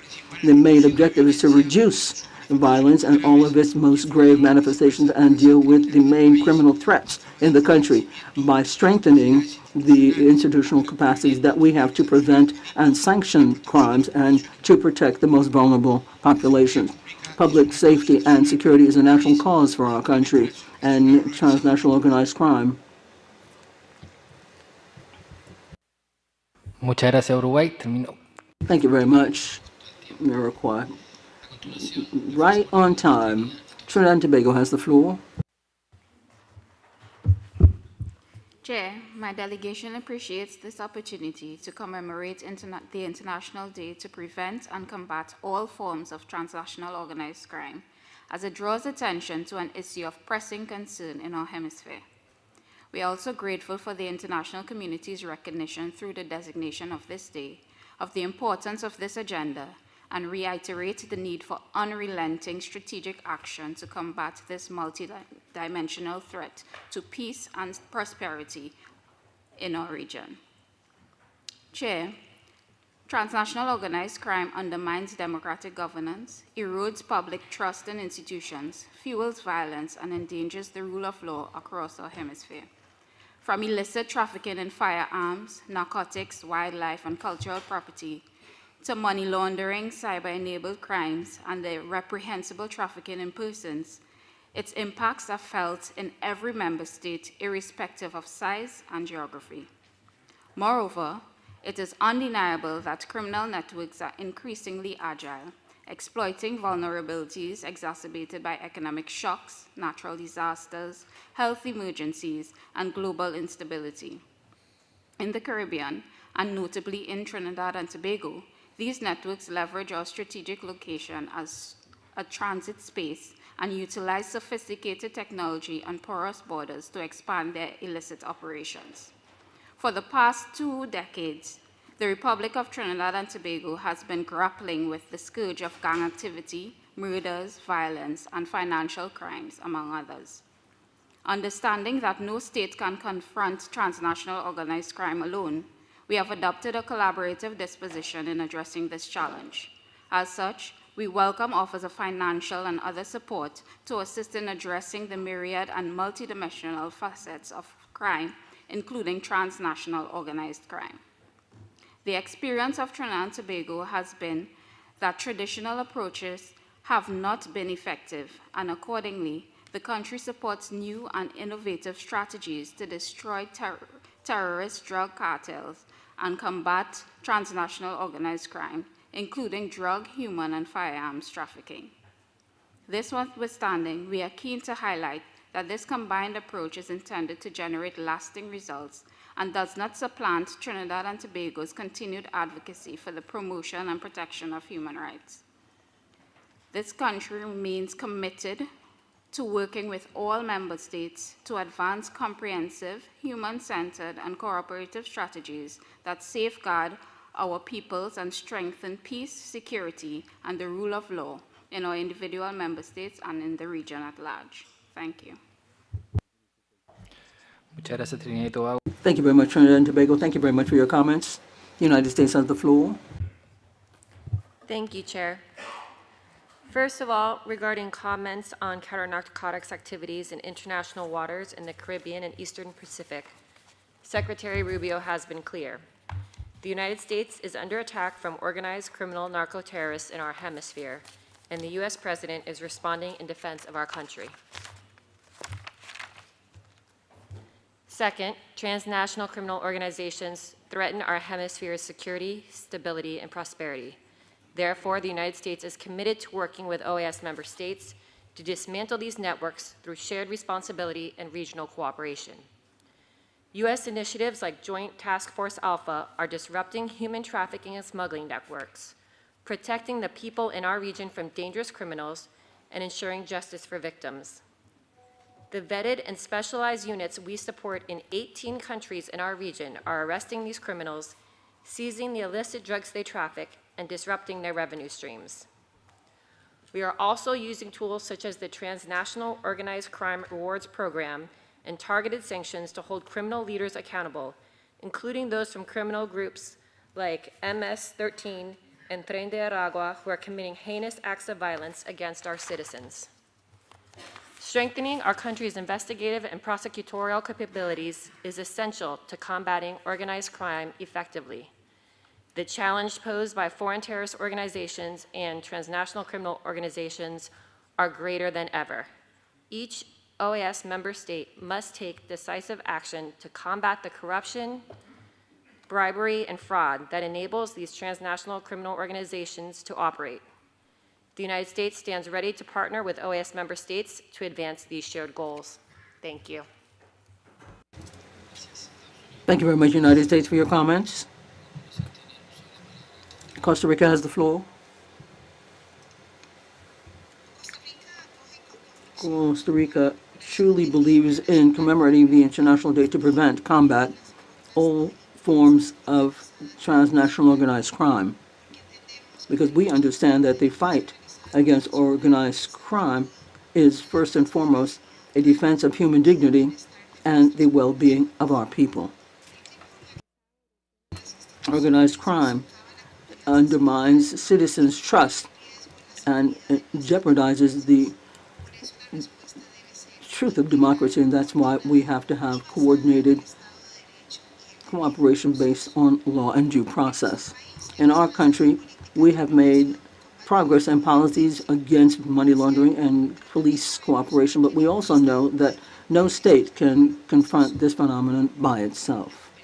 International cooperation and inter-American coordination continues to be pillars so that member states can share information, good practices, and technology without leaving aside protection of human rights for everyone. Costa Rica recognizes the crucial role played by this organization, especially through the Hemispheric Committee and Transnational Organized Crime Department and the Public Safety Department. Today, precisely, we had a very successful meeting. Number 59 of all the authorities that related to Jelebex. We're very happy for the exchange of information that we had in that framework. The OAS has a comparative approach which should not be underestimated. We can coordinate in the same space all of the different dimensions of human safety and security, democratic and social, as well as legal initiatives, so that we can work together across the board and in a cohesive way. We reiterate our commitment to the mandates of this organization and with the values that inspire multidimensional security, understood as human security, legality, and solid cooperation amongst us. It reminds us that in these criminal networks, there's only one network of cooperation and shared values that can prevail. Thank you very much. Thank you very much, Costa Rica. Thank you very much for your comments. Paraguay has the floor. Thank you very much, Mr. Chairman. The delegation truly appreciates the inclusion of this point on the agenda and the commemoration of hemispheric thoughts, given the challenge posed by transnational organized crime, especially because this year we are commemorating the 50th anniversary of the Palermo Convention. This meeting reaffirmed the need to protect regional security as a public good and a hemispheric good with coordination amongst all member states. The threats that we face across borders affects democratic stability and development. This requires coordinated responses that reflect the complexity of the phenomenon. Paraguay underscores the importance of strengthening democratic institutions and the rule of law as the bedrock of all policies for safety and security. Solid institutions, transparency, interinstitutional cooperation are indispensable elements to deal with these threats that are constantly evolving. There is no shadow of a doubt that transnational organized crime will continue to be one of the main regional challenges. Criminal networks cooperate and even in the digital arena, which means that we have to strengthen cooperation, improve exchange of information, and deepen shared intelligence. No state can deal with this phenomenon in an isolated way. And in addition to that, security and development should be broached together. It is crucial to promote policies that look at economic development, social inclusion, and prevention, thus reducing the structural conditions that favor the expansion of illicit economies. And in this vein, then, the impact of emerging technologies has speeded up, and thus we have to strengthen regional capacities for a digital transformation. We have to make sure that these tools can spearhead action against these increasingly sophisticated groups. Mr. Chairman, within the framework of the fight against transnational organized crime, Paraguay feels that it's crucial to adopt preventative measures that allow us to protect the population in the face of threats represented by these criminal gangs that operate over and above borders. Various of these structures show methods that are associated with terrorist characteristics, and this calls for an activation of the institutional mechanisms to rein them in. Now, for Paraguay, in the last few years, we have got significant results when it comes to the fight against this scourge via coordinated action among the different national institutions, close cooperation with partners, and support of multilateral mechanisms. These efforts have allowed us to break down some of these structures, the illicit trafficking of drugs and money laundering, to boost seizure of illicit resources, to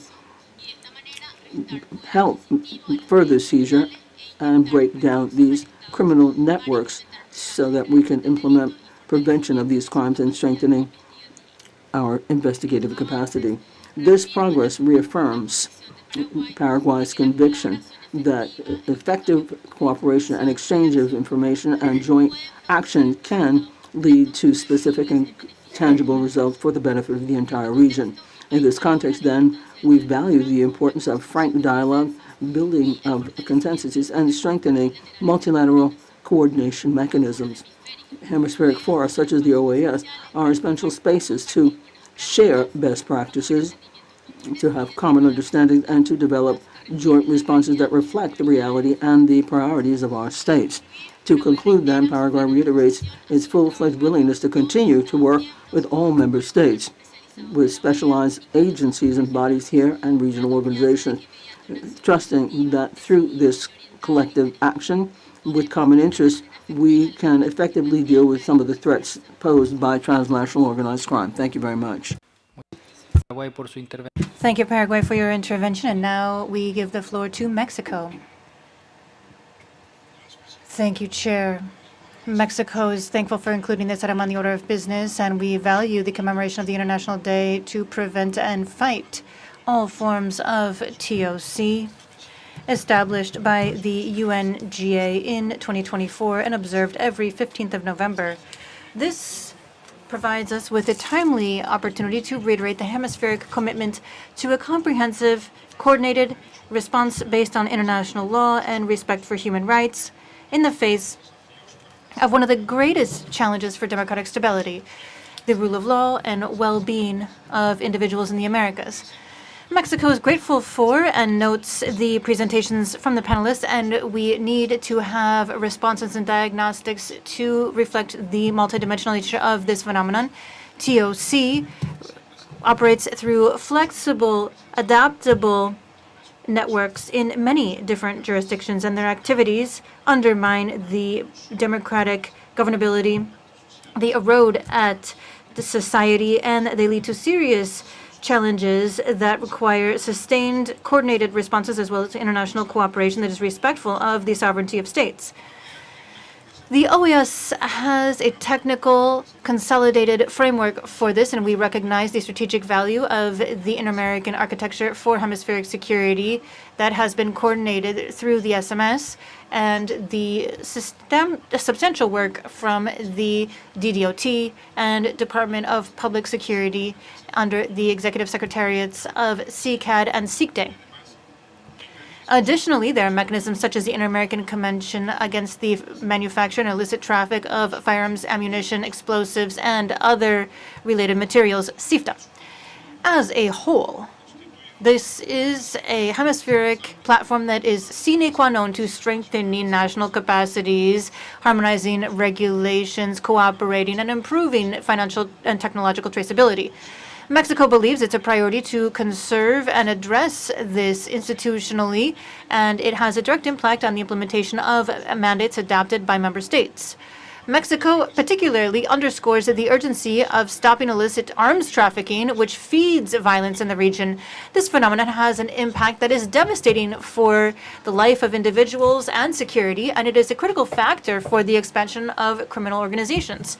Mexico has deployed diplomatic, legal, and bilateral cooperation and as well multilateral operations in order to stop the flow of weapons to our territory. We reiterate the need to have shared responsibility, which involves all relevant stakeholders. Respect for sovereignty is shared. It involves all relevant sectors. Respect for sovereignty, arms control, traceability, institutional cooperation are all essential to achieving lasting results. Similarly, hemispheric security must be strongly rooted in protecting and promoting human rights, and that includes due process, the right of defense, and an impartial, independent judiciary. We reiterate that all responsibility needs to rest on international law, particularly international human rights law. We need to place human dignity at the very heart of our institutions. In this sense, we celebrate the decision of the Inter-American Commission on Human Rights to prepare a resolution addressing the impact of organized crime on human rights. Chair, facing TOC requires addressing the root of the phenomenon, effective cooperation, shared responsibility, and strict adherence to the principles of international law. No country can face this scourge of this magnitude alone, and we reiterate our willingness to working with member states in adherence to our foreign policy principles in order to come up with solutions that have real benefits for our societies and contribute to consolidating a society of peace, justice, sustainable development, and dignity for all individuals. Thank you very much. Muchas gracias, México. Thank you, Mexico, for your intervention. Belize is recognized. Thank you, Mr. Chair. Chair, Belize extends its appreciation for the inclusion of this topic on the agenda. Transnational organized crime poses significant risks to citizen security, democratic governance, public trust in institutions, and is increasingly recognized as one of the most pressing challenges to hemispheric stability.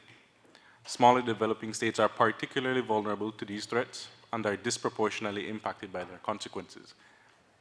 Today's commemoration serves as a reminder of our collective responsibility as members of this hemispheric body to prioritize the eradication of transnational organized crime and the root elements that facilitate its proliferation. Belize recognizes that transnational organized crime is multidimensional, and weaknesses in a variety of social sectors and public institutions are preyed upon by criminal organizations for exploitation. To address this, Belize has undertaken deliberate and coordinated measures to mitigate these risks through multifaceted interventions. It is well established that criminal organizations exploit weaknesses in financial systems to launder the proceeds of their illicit activities. Belize has prioritized the strengthening of its legal framework on anti-money laundering and counter-terrorism financing, and in January of this year, the Financial Action Task Force's mutual evaluation of Belize's legislative frameworks concluded that Belize was compliant in almost all areas, resulting in the achievement of the highest technical rating globally. Strong monitoring and reporting mechanisms act as critical deterrents to organizations seeking to launder proceeds and protects the integrity of Belize's financial sectors. On firearms and ammunition trafficking, Belizean border authorities in July of this year undertook extensive training in the effective use of digital tools to combat arms trafficking and good practices in institutional and criminal justice responses. Facilitated by the United Nations Office on Drugs and Crime, and within the framework of the Caribbean Firearms Roadmap, this initiative demonstrates Belize's strong belief in regional cooperation as a driving force to preventing and combating transnational organized crime. But, Mr. Chair, despite these gains, the multidimensionality of these issues mean that they inevitably evolve. In the case of Belize, transnational organized crime has diversified from traditional narcotics and arms trafficking into illegal logging and cattle ranching in protected areas, resulting in the permanent loss of millions of dollars in natural resources, directly endangering pristine jungle ecosystems and vital watersheds. The remoteness of the affected areas present unique challenges to our ability to effectively monitor and prevent these activities. Additionally, increased narco-cartel activity along Belize's borders represents another major security challenge confronting Belize. Mr. Chair, while gains in certain areas must be recognized and lauded, the greater imperative to adapt and evolve our approaches in combating and preventing transnational organized crime demands our immediate attention. Belize reiterates its firm commitment to hemispheric cooperation and security and is prepared to contribute actively to collective efforts, reaffirming that only through sustained cooperation can we safeguard the security and prosperity of our hemisphere. I thank you, Chair. Thank you very much, Belize, for your intervention. Jamaica, please. Thank you, Mr. Chair, distinguished prominent representatives, colleagues, ladies and gentlemen. The Jamaican delegation is pleased to participate in today's commemoration of the International Day for the Prevention and Combating All Forms of Transnational Organized Crime. We extend our appreciation to the Permanent Mission of Colombia, as well as the Organization of American State Secretariat, for convening this standard discussion on an issue that continues to undermine the security, governance, and sustainable development of our hemisphere. Transnational organized crime remains one of the most complex challenges confronting our societies. Criminal networks are increasingly sophisticated, agile, and technologically adept. They exploit vulnerabilities across borders, infiltrate financial systems, take advantage of gaps in law enforcement capacities, and utilize digital platforms to expand their reach. These threats do not exist in silos. They are interconnected, evolving, and transnational by design. As such, no country can effectively confront them alone. A coordinated, intelligence-driven, and genuine multilateral approach is not only desirable, it is indispensable. Jamaica continues to advance a comprehensive and whole-of-government strategy to prevent and combat transnational organized crime. This starts with a robust legal and institutional foundation. First, Jamaica has strengthened its legislative framework through key enactments such as the Criminal Justice Suppression of Criminal Organizations Act, the Terrorism Prevention Act, and the UN Security Council Resolution Implementation Act. These laws reinforce our anti-money laundering and counter-terrorism financing architecture, disrupt criminal revenue streams, and target the economic and underpinnings that allow transnational networks to function and expand. Second, Jamaica has established specialized agencies dedicated to detecting, dismantling, and prosecuting organized criminal activities. These include the Major Organized and Anti-Corruption Agency, the Financial Investigation Division, the Counter-Terrorism and Organized Crime Branch, and the Firearms and Narcotics Investigation Division of the Jamaica Constabulary Force. These units target illicit narcotics and firearms trafficking, cyber-enabled fraud, financial crimes, and corruption. Their work has yielded significant successes, major firearm seizures, high-profile convictions in cyber and narcotics cases, and the extradition of offenders who sought to evade justice. Such achievements underscore Jamaica's determination to deny criminal networks the space, resources, and impunity they seek. Excellencies, colleagues, ladies and gentlemen, as we mark this International Day, Jamaica reaffirms its unwavering commitment to dismantling transnational criminal networks, protecting our communities, and advancing collective security across the Americas. We remain steadfast in our cooperation with member states, the inter-American system, and regional and international partners to ensure that our hemisphere is safer, more stable, and better equipped to achieve sustainable development. Jamaica therefore stands ready to continue this vital work with all of you. I thank you. Muchas gracias, Jamaica. Thank you very much, Jamaica, for your intervention. Guatemala is recognized. Thank you very much, Chair. Guatemala's delegation would like to thank the delegations of Peru and Colombia for proposing that we commemorate the International Day for the Prevention and Fight Against All Forms of TOC, and for debating on the fight against TOC and promoting and protecting human rights in the Americas. We also thank the distinguished panelists for their contributions to a more profound understanding of the regional challenges. On the 14th of November, we commemorate the International Day to prevent all forms of TOC established by the UNGA in March of 2024. This date is much more than a symbolic commemoration. It's an opportunity to reflect on the profound impact that TOC networks have on stability, development, and security in our states. Similarly, it convenes us to strengthen mechanisms for international cooperation in line with the UN Convention against TOC. Therefore, it's the appropriate time to renew our collective commitment. In this spirit, the OAS-GA has issued many mandates aimed at robust hemispheric action against this scourge and urging member states to adopt a comprehensive multidimensional approach. These mandates complement global efforts and underscore the importance of building coordinated, sustainable, coherent responses. And in this framework, we recognize and value the work of the Secretariat of Multidimensional Security and the DDOT of this organization. For Guatemala, commitments shouldered are not just declarations, but they are a state priority, and our nation has underscored in many cooperation plans with partner countries to, with determination, address this regional scourge. Among the recent efforts, we'd like to underscore the initiative 7693, a comprehensive law against money laundering and financing for terrorism, along with other legislative proposals such as the law on protecting whistleblowers.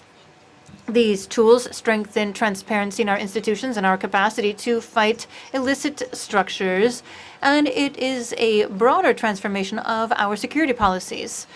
Security in Guatemala and in our region requires a collective response that is sustained, and we have undergone profound transformation aimed at improving intelligence from the state to participate and dismantle criminal networks, modernize our national civil police, and focus on prevention, investigation, and strategic patrols to recover effective control of penitentiary systems, eradicate criminal operations in detention centers, implement biometrics to guarantee traceability of individuals who are detained, and develop a modern prison system based on evidence and cooperation between areas that have historically been co-opted by criminals and their organizations. And we've been working to build citizens' trust and consolidate a safe environment that allows for development. In the framework of dialogue with CELAC and the EU, we seek to promote transparency and high-level cooperation to strengthen our institutions and contribute to regional security, because crime knows no borders, and political will to address it also should not know any borders. We also recognize that any progress in security needs to be in line with strict respect for the rule of law and human rights. Security cannot be separated from democracy, and no state can ignore the fundamental principles that guide us, and that is why our policies aim to seek a balance between efficiency with protecting human dignity. We express our determination to continuing to work closely with member states of the OAS in order to prevent and combat TOC. Fight it, because this is indispensable for democracy, and it's essentially for us to move forward simultaneously with protecting human rights. We trust that regional recovery, consolidation of the rule of law, and promoting fundamental rights are the pillars on which we can build safer, more fair, and more resilient societies. Thank you very much. Muchas gracias. Thank you very much, Guatemala, for your intervention. St. Vincent and the Grenadines, please. Thank you, Chair. Excellencies, alternate representatives, guest speakers, and staff of the Secretariat. My delegation thanks the delegations of Peru and Colombia for the request to include this topic on today's agenda, as this council struggles to battle an invisible scourge that knows no national boundary and which is present in all our countries in one form or another. We also thank the panelists for their insightful presentations and recommendations on ways of addressing the threat of transnational organized crime. Chair, as a small island developing state, St. Vincent and the Grenadines is aware of the challenges and difficulties posed by maritime trafficking of illegal guns, ammunition, and drugs. Our government has been actively coordinating with regional and international organizations to build its national capacity to counter illicit trafficking at our ports.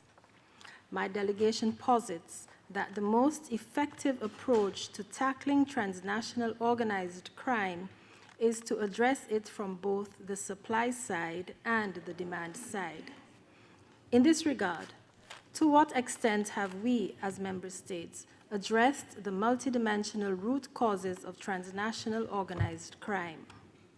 Widespread poverty, unemployment, lack of economic and social opportunities. In this discussion, let us not forget the existing climate crisis, which exacerbates these vulnerabilities. Chair, my delegation reminds this Council that the 17 Sustainable Development Goals provide a blueprint to create the economic and social conditions where transnational organized crime cannot thrive. If we channel our efforts now to achieve the SDG targets, we will undoubtedly see a reduction in the incidence of transnational organized crime by 2030. This menace requires a transnational, regional, and sub-regional response. And while we fight transnational organized crime, we should not encroach on human rights, states' sovereignty, their rights, and jurisdiction. Some of our member states are being drawn into a conflict not of their making. The threat of war in our zone of peace is stirring regional unease, and rightly so, because it threatens our peace, security, and sustainable development. Chair, my delegation impresses upon this Council the importance of preserving the Caribbean as a zone of peace. Unity and commonly agreed strategies are the only means of fighting organized crime, and the best way of resolving conflict is through actions that promote peace. Let us therefore seek a commitment from all stakeholders, including this august body, the UN and regional organizations, the youth, the private sector, and civil society, to ensure effective cooperation in the fight against transnational organized crime and in the protection of human rights. Thank you, Chair. Muchas gracias. Thank you very much, St. Vincent and the Grenadines, for your intervention. Canada, please. Thank you very much, Chair. We would like to thank Peru and Colombia for having proposed this topic for our order of business today, and thank you to the panelists for their presentation.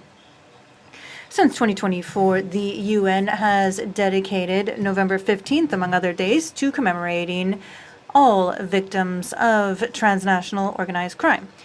and that includes those who have lost their lives fighting that scourge, particularly the security forces and personnel from the judiciary, and it also pays tribute to their sacrifices. My delegation salutes these victims and their loved ones.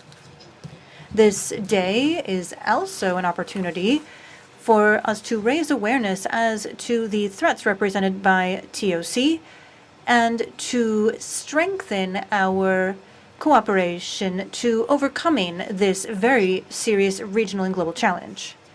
Canada is deeply concerned by the growing threats that are constantly in flux. These threats presented by TOC groups in the region that includes the production and trafficking of drugs, weapons trafficking, TIP, migrant smuggling, and corruption. Transnational organized crime is a global threat. It exploits people, communities, economies, as well as environments, all while generating billions of dollars in illicit profits each year, and drug trafficking alone is estimated to be about 330 billion USD. The scope of these criminal activities are a threat to regional security, undermines democratic governance, and feeds illicit flows that touch every country of the region through their drug supply chains, money laundering networks, and cybercrime. We need a coordinated regional response. That is why Canada continues to actively fight transnational organized crime at home and support security capacity building in the hemisphere. Canada currently funds 35 active projects, including with the OAS, worth a total of $148 million across Latin America and the Caribbean to counter illicit narcotics, human trafficking, money laundering, firearms, and cybercrime. An example could be that of Canada's engagement in the Caribbean that includes significant bilateral security and defense investments in Haiti and Jamaica and broader regional support to CARICOM member states. Recently, Canada announced $20 million in new funding to strengthen maritime security across the Caribbean, aiming to counter the growing threat of transnational organized crime emanating and affecting Haiti and the wider region. Canada also works very actively in the CICAD, the Committee on Hemispheric Security, the Meeting of National Authorities on Trafficking in Persons, CICTE, and other relevant bodies to promote victim-centered, trauma-informed, and culturally relevant approaches to prevent and combat international organized crime. As we reaffirm our commitment today to fight transnational organized crime, we must ensure that our actions respect the rule of law, comply with international law, and form part of a comprehensive and sustainable response that promotes human rights and equitable socio-economic conditions. Canada stands ready to work collaboratively with all member states to ensure that our collective efforts to fight transnational organized crime are effective, sustainable, and fully aligned with protecting human rights. Thank you, Mr. Chair. Muchas gracias, Canadá. Thank you, Canada, for your intervention. Guyana, please. Thank you, Chair. Chair, the Guyana delegation is pleased to join fellow member states in observing the International Day for the Prevention and Combating of All Forms of Transnational Organized Crime, to support efforts to combat TOC and, at the same time, to reaffirm our commitment to promoting and protecting human rights in the Americas. This observance underscores our collective pledge to confront transnational organized crime, a threat not only to law enforcement, but to democracy, human rights, peace, and stability across our hemisphere. Criminal networks seek and exploit vulnerabilities, weaken institutions, and prey upon the very rights we are sworn to defend. Today, we recommit ourselves to addressing these dangers with resolve, unity, and shared responsibility. Defeating transnational organized crime requires more than borders and legislation. It demands whole-of-government strategies, comprehensive cooperation, and a steadfast focus on human rights. Chair, Guyana fully supports maintaining Latin America and the Caribbean as a zone of peace. But this should not be just a declaration. We must work for peace. We work for peace when, amongst other things, we stand together against the illicit drug trade, arms trafficking, money laundering, cybercrime, human trafficking, and all forms of transnational criminal activity that undermine our security and prosperity. Guyana has expanded its national security posture and deepened strategic cooperation within CARICOM with the United States under the Caribbean Basin Security Initiative and through intelligence sharing with regional and international partners. These efforts affirm our responsibility to protect our citizens, communities, and borders from destabilizing forces. Acting against transnational crime requires strengthening the rule of law, justice, and institutions capable of resisting criminal infiltration. When we dismantle trafficking networks, intercept illegal weapons, and prosecute exploiters, we defend the peace we need for growth and development and for satisfying lives for our people. In Guyana, decisive steps have been taken.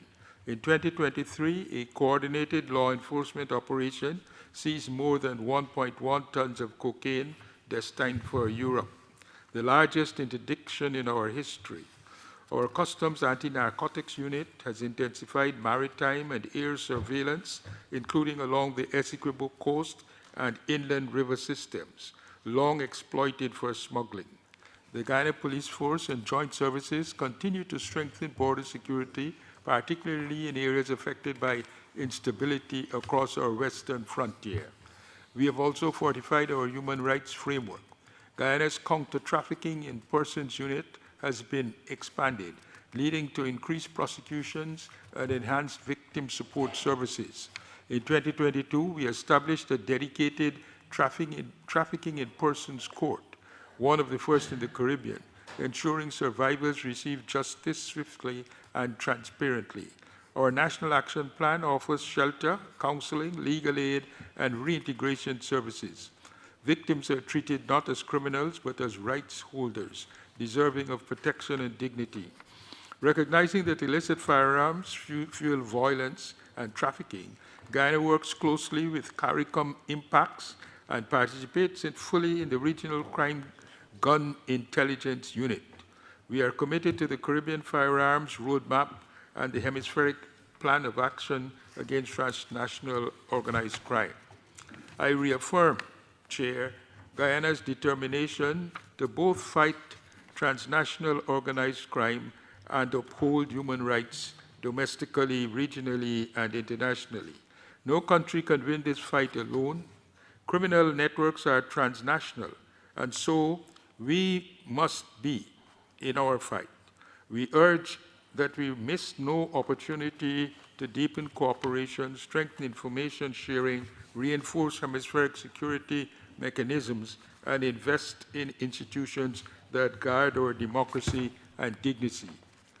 Let us ensure that our collective responses stay abreast of the threats we face. Together, we can secure a hemisphere where peace and law prevail, guided by respect for the fundamental rights of all. I thank you, Chair. Thank you very much, Guyana. Thank you very much for your comments. St. Lucia has the floor. Chair, my delegation takes note of the presentations and expresses appreciation to the delegations of Peru and Colombia for their work on this agenda item. We also take note of the global framing at the United Nations on the 25th anniversary of the United Nations Convention Against Transnational Organized Crime. We welcome this opportunity to align hemispheric thinking with international best practice. Transnational organized crime affects every state in this hemisphere. but its effects are particularly severe for small island developing states like St. Lucia. Our geographic location, open maritime borders, and vulnerability as a tourism-dependent economy create conditions that criminal networks may seek to exploit. As a result, we view human security, protection of human rights, and the adherence of international law as inseparable components of our national and regional security architecture. St. Lucia remains committed to strengthening our institutional response to these threats.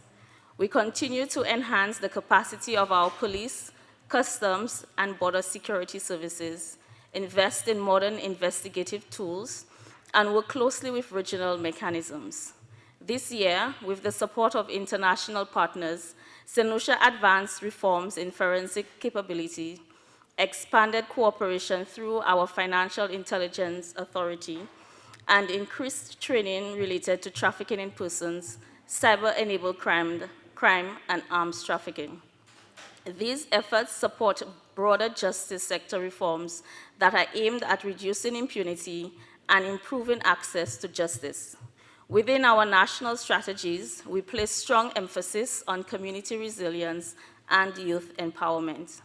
This includes important work through the Youth Economy Agency, targeted social programs, and initiatives that provide skills development and new economic opportunities for groups that face social and economic risk. We remain convinced that prevention is more sustainable than purely reactive approaches.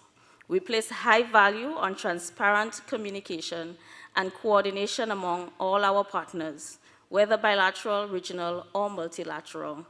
Such cooperation must be intelligence-driven, proportionate, and grounded in respect for human rights. Our interest is in promoting a cooperative security environment throughout this hemisphere that reduces risk, deters criminal activity, and strengthens regional unity. We support this avenue within the Permanent Council to engage in discussion to deepen hemispheric security cooperation, improve information sharing, and identify good practices that are responsive to the realities of our member states. We also encourage the OAS to continue supporting member states, especially those with limited capacity, through technical assistance, training, and institutional strengthening provided by bodies such as the Inter-American Drug Abuse Control Commission, the Department Against Transnational Organized Crime, and the Department of Public Security. For St. Lucia, these partnerships are indispensable.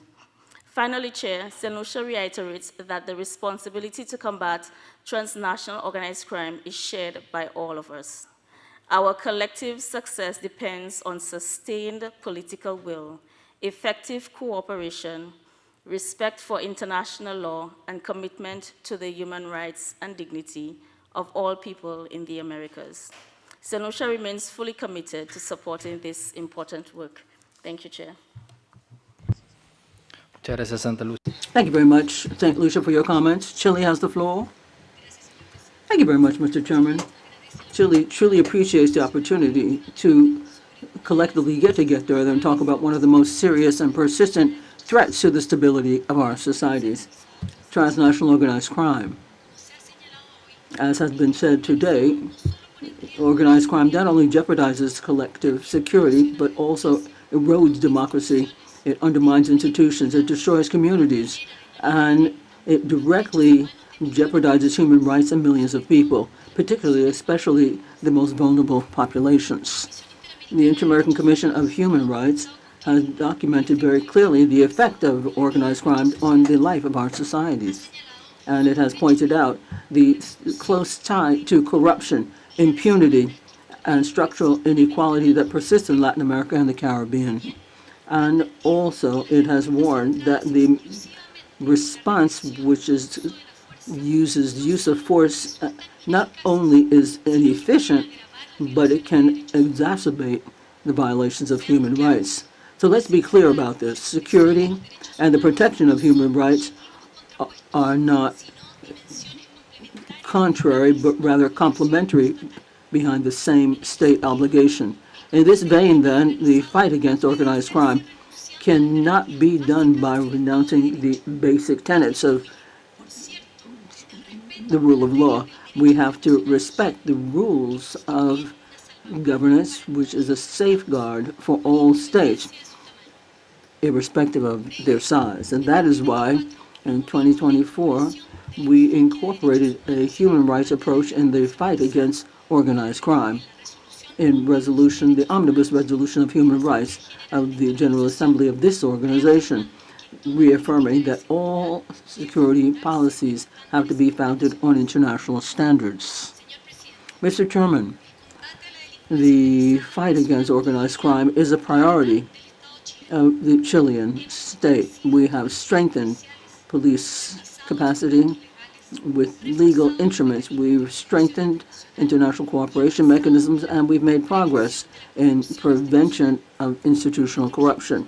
Our main objective is clear: to protect people, to safeguard democracy, and guarantee social peace on a regular, steadfast way, not for any specific time frame. Chile expresses its concern with strategies that, on the pretext of fighting organized crime, they have used massive incarceration and prolonged arbitrary detentions, bad treatment and deprivation of freedom, and the exclusive use of force, including extrajudicial killings, such as was underscored by different international organizations for the protection of human rights in their recent reports. These practices jeopardize democratic stability, erodes public trust, and weakens institutional strength. Mr. Chairman, Chile truly believes and is convinced that the OAS cannot be absent from this discussion, which basically affects the region. The organization should play a crucial role in an integral approach, which is cooperative in nature and based on evidence in the face of crime, which has a baseline observance of human rights. All of that is because no state can single-handedly deal with these criminal networks. Only a multilateral, robust response will allow us to dismantle them and remain that way in time. So in that spirit, Chile would like to deepen dialogue amongst member states, the Inter-American Commission of Human Rights, and the multidimensional secretariat, with a view to consolidating public policies which are transparent and which call for accountability across the board. In wrapping up, we truly believe and say that Latin America and the Caribbean should continue to be a region of peace. Our collective strength resides in cooperation, mutual respect, and the commitment to legal inter-American order. That's the only way that we can preserve democracy, protect democracy and security of our populations, and prize the values that bring us together. Thank you very much. Thank you very much, Chile. Ecuador has the floor. Thank you very much, Mr. Chairman. The delegation of the Republic of Ecuador would like to also thank seeing this point on the agenda as we commemorate the International Day to combat all forms of transnational organized crime. Transnational organized crime undermines governance and feeds into corruption. It perpetrates violence and erodes the perspectives of progress. It displaces population, destroys social fabric, and it perpetrates atrocious crimes that directly affect millions of citizens that have placed their trust in our governments. In Ecuador, like in other countries of the region, there has been a significant growth of transnational organized crime activities. The recent economic and logistic capacity of these criminal networks are a multifaceted regional threat that crops up in different ways according to the national context, which calls for multidimensional sensitive responses to the local realities. We have to coordinate our efforts. We have to establish cooperation, regional and international agreements to broach the global challenges and come up with common way forward to protect our citizens. Only working together can we guarantee and ensure a future of peace, prosperity, and security for our citizens. Mr. Chairman, the Republic of Ecuador has taken a decision to fight against this scourge. It's not a coincidence that in the last few years, my country has also hit record numbers of seizing cocaine, although we're not a producer country. We have cracked down on the kingpins and brought them before justice. Our foreign policy is focused on joint actions in this fight. Here we have the leadership in the process to adopt in the Andean community a plan of action on transnational organized crime, mentioned today by Ambassador Bayon in the comments made, as well as the adoption of the roadmap for the Andean community to prevent and combat all illicit trafficking of weapons and firearms. Along that line, that Equinor has organized the third forum on transnational organized crime with a view to promoting implementation of these decisions in the Andean region. The fight against TOC should be a priority for this organization, and we believe that multilateralism should evolve to step up to the demands and to confront the new threats. Disappearances, slavery, sexual violence, political participation, and the exercise of public service. These are systematic practices meted out. Long-lasting peace can only be gotten with multilateralism and a more innovative bedrock that speaks to strengthening fundamental principles of international law. It is crucial, therefore, to protect the rights of all people in the face of the crimes carried out by organized crime, especially those that are linked to transnational organized crime. And that is why the Republic of Ecuador rejects emphatically that people say that the reaction of the Ecuadorian state in the face of the violent deaths have increased crime. This cause-effect relationship is been decried by historical facts. For example, that we have slashed by more than 60% the violent deaths in 2024 with regards to 2023. Ecuador ratified the state decision to punish all crimes committed. In this regard, then, we go along with what was said by Argentina as to the need to know beforehand the panelists when they make reference to states. Ecuador reaffirms its commitment to continue to participate in these spaces for dialogue based on respect for the principles of international law and with the true conviction that only looking at a well-balanced across-the-board approach can we move towards a region that is more humane and safe. Thank you very much. Thank you very much, Ecuador, for your comments. El Salvador has the floor. Thank you very much, Mr. Chairman. El Salvador joins in the commemoration to prevent and combat all forms of transnational organized crime this International Day, which is being done the second consecutive year in accordance with the United Nations resolution. TOC continues to represent one of the most grave threats to security, development, life, and the dignity of our people. The criminal network do not respect borders nor institutions, and they seek to gain because of human suffering. This reality calls on states to exercise and take decided action, which is permanent, both nationally as well as internationally. El Salvador has taken on a main change in adopting an integral and innovative approach focused on people. This is a strategy that has been able to dismantle criminal networks which for decades were untouchable. With the leadership of Guillermo, our president, political will, coordination, and interinstitutional coordination, support for citizens, and a clear-cut vision of our country, we have shown the world that yes, it is possible to go back to peace, freedom, and territorial control for the state and all people.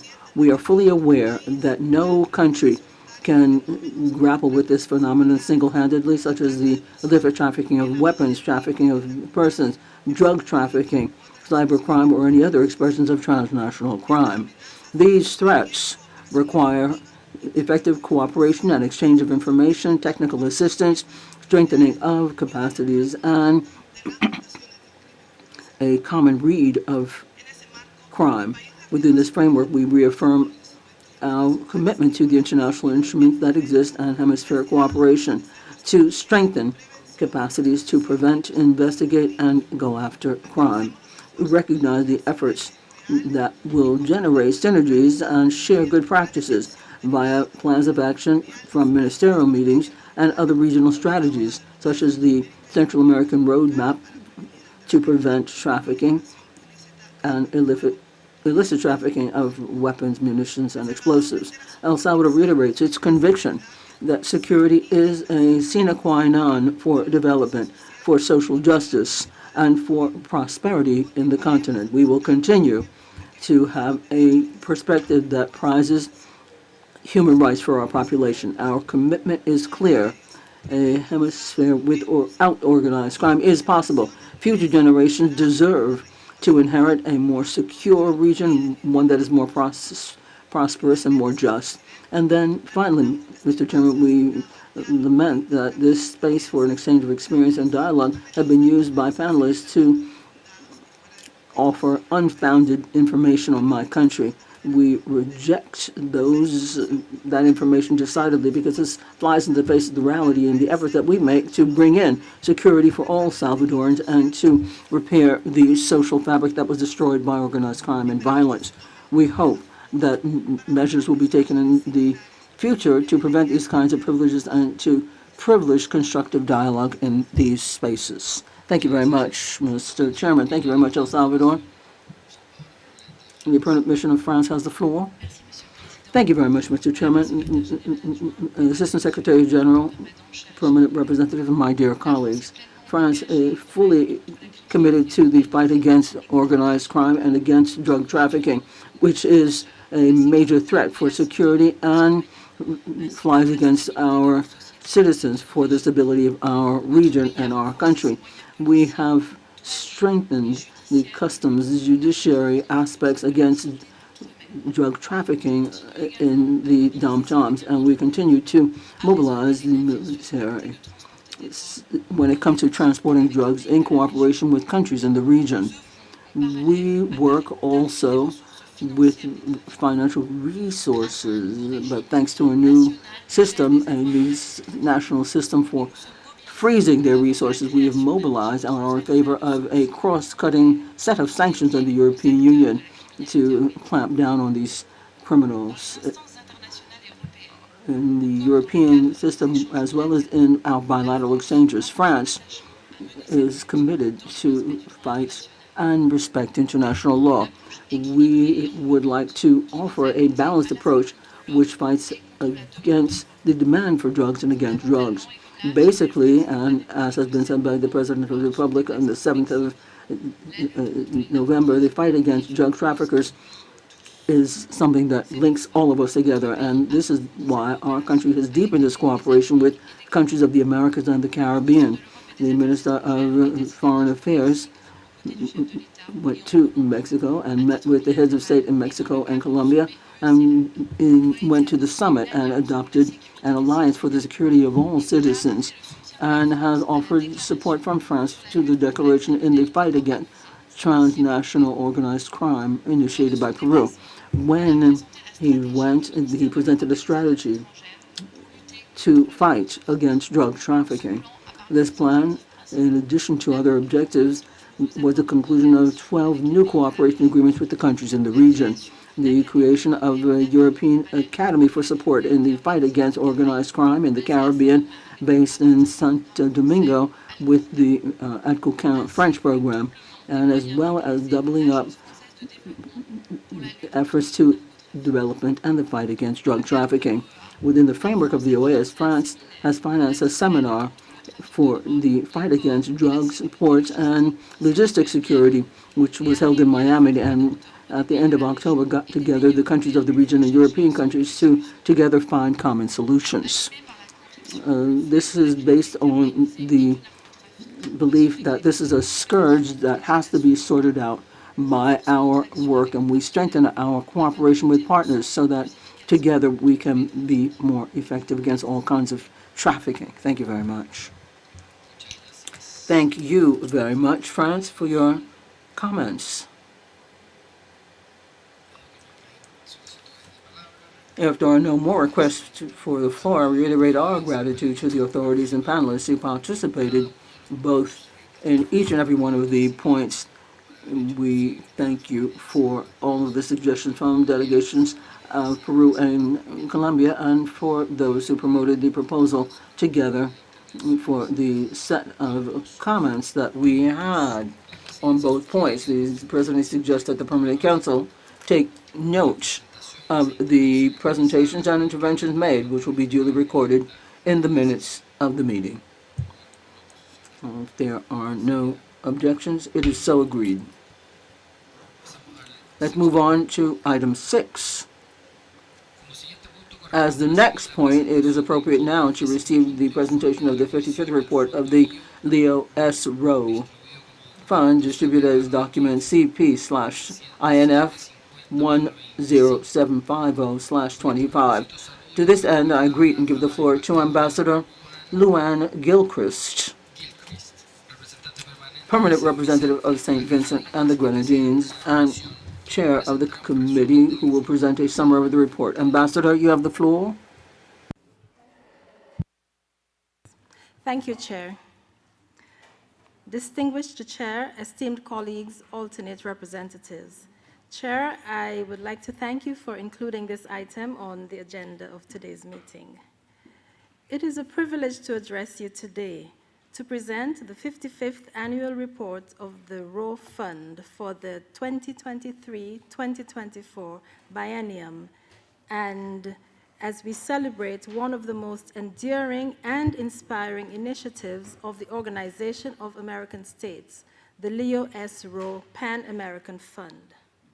For more than 75 years, since its establishment in 1948, through the extraordinary vision and generosity of Dr. Leo S. Rowe, this fund has stood as a beacon of opportunity, advancing education, cultural exchange, and the development of young leaders across our hemisphere. Today, I am proud to share that the Rowe Fund has concluded an exceptionally strong 2023-2024 biennium. It awarded $1.88 million in financial assistance, an 18.7% increase over the previous period. This support took the form of 228 educational loans and 65 supplementary scholarships, reaching students from 19 OAS member states. These are not just numbers. They represent future engineers, teachers, diplomats, innovators, and community leaders who will go on to strengthen the social and economic fabric of their nations and, by extension, our hemisphere. The Fund's 75th anniversary was a milestone worthy of celebration, marked by a generous $250,000 contribution from the government of the United States, which launched a new supplementary scholarship program. This partnership reaffirmed our shared commitment to expanding access to higher education throughout the Americas, and for this we thank the government of the United States. Equally impressive is the Fund's embrace of modernization. The launch of an interactive public dashboard now allows us, member states, stakeholders, and beneficiaries to visualize the Fund's historical impact and financial data. In addition, the average time from loan application to disbursement has been reduced, making the program even more responsive to students' needs. We should all take great pride in these accomplishments. Since 1948, the Rowe Fund has awarded 9,489 loans totaling $30.8 million, equivalent to $71.2 million in today's value. Through prudent financial management, its initial endowment of just $623,605 has grown to $23.65 million. The fund's repayment rate, a remarkable 99.2%, demonstrates the trust, responsibility, and gratitude of its beneficiaries. Speaking of beneficiaries, 30% have returned home to contribute directly to their country's development, while the majority of the others are completing their studies or practical training. The program continues to deliver on Dr. Rowe's mission of fostering intercultural understanding and advancing the collective development of our region. And we invite you to view on the monitors outside the testimonials of some of our beneficiaries. Yet, Chair, with all of these achievements, we must also face the reality of significant challenges. The fund has become almost entirely self-financed, covering more than 99% of its operating costs, including personnel, audits, and professional services. While the OAS regular fund will cover the audit fees in 2026, a gesture which we warmly welcome, this remains the exception rather than the norm. Operational expenses have risen 86.9% since 2005, driven by payroll obligations, auditing fees, credit card processing costs, rising loan management fees, and the need to modernize outdated internal systems. These pressures require the fund to withdraw substantial amounts from its investment portfolio, a practice that risks eroding capital and limiting future loan disbursements. Moreover, loan distribution remains geographically uneven, with 4 countries receiving over half of all loans. We believe that there is a tremendous opportunity to expand the fund's reach by increasing outreach in underrepresented member states. In spite of these structural pressures, let me be clear, the ROE Fund remains strong, resilient, and profoundly impactful. To preserve its vitality for the next generation of students, however, we must work together. So today, I issue 3 key invitations. First, let us support the Supplementary Scholarship Fund, seeded by the United States, by encouraging contributions from member states and donors who believe in the transformative power of education. Second, let us strengthen outreach, particularly through our consulates, universities, and civil society partners, ensuring that students across all our nations know that this opportunity exists for them and is within their reach. Third, let us champion the modernization of the ROE Fund's system, an essential investment which will hopefully improve efficiency, reduce administrative burdens, and safeguard the fund's future. Colleagues, the story of the ROE Fund is ultimately the story of our hemisphere at its best, a story of solidarity, education, and shared progress. It is a story of which we can all be proud. With your continued engagement, contributions, and leadership, I am confident that the ROE Fund will not merely endure, but will grow stronger, expanding its reach throughout the Americas and deepening its legacy for future generations. Let us all honor Dr. Rowe's vision by ensuring that every student across the Americas, no matter his or her origin or talents, can dream boldly, learn freely, and contribute fully to the development of our shared future. I thank the members of the Leo Fund Committee, the Technical Secretariat led by Ms. Lena Sevillano, under the leadership of Executive Secretary of CEDI, Mrs. Kim Osborne. I also thank Gaitan and Jacqueline for their support, and of course I thank the Office of the Executive Director and the Office of the... Thank you very much, Ambassador, for your intervention. And now I give the floor to a delegation that has requested the floor, Costa Rica. Thank you very much, Chair. Costa Rica is grateful for the presentation of the 55th report from the Leo S. Rowe Foundation Commission, and thank you very much to the Chair of the Committee and Permanent Ambassador of St. Vincent and the Grenadines. Thank you for your leadership. And also thank you very much to the Technical Secretariat of the Fund and the whole team that works to promote this fund day in and day out. Thank you for your efficient management that has allowed you to, over 75 years, consolidate this instrument for hemispheric cooperation, which continues to lead to concrete results for our population. For Costa Rica, it's particularly a moment of satisfaction to speak, as we are part of the Leo Rowe Fund Commission at the Permanent Council. And from this space, we have been able to directly monitor the work of the committee and note the professionalism with which they drive improvements for the fund's operations.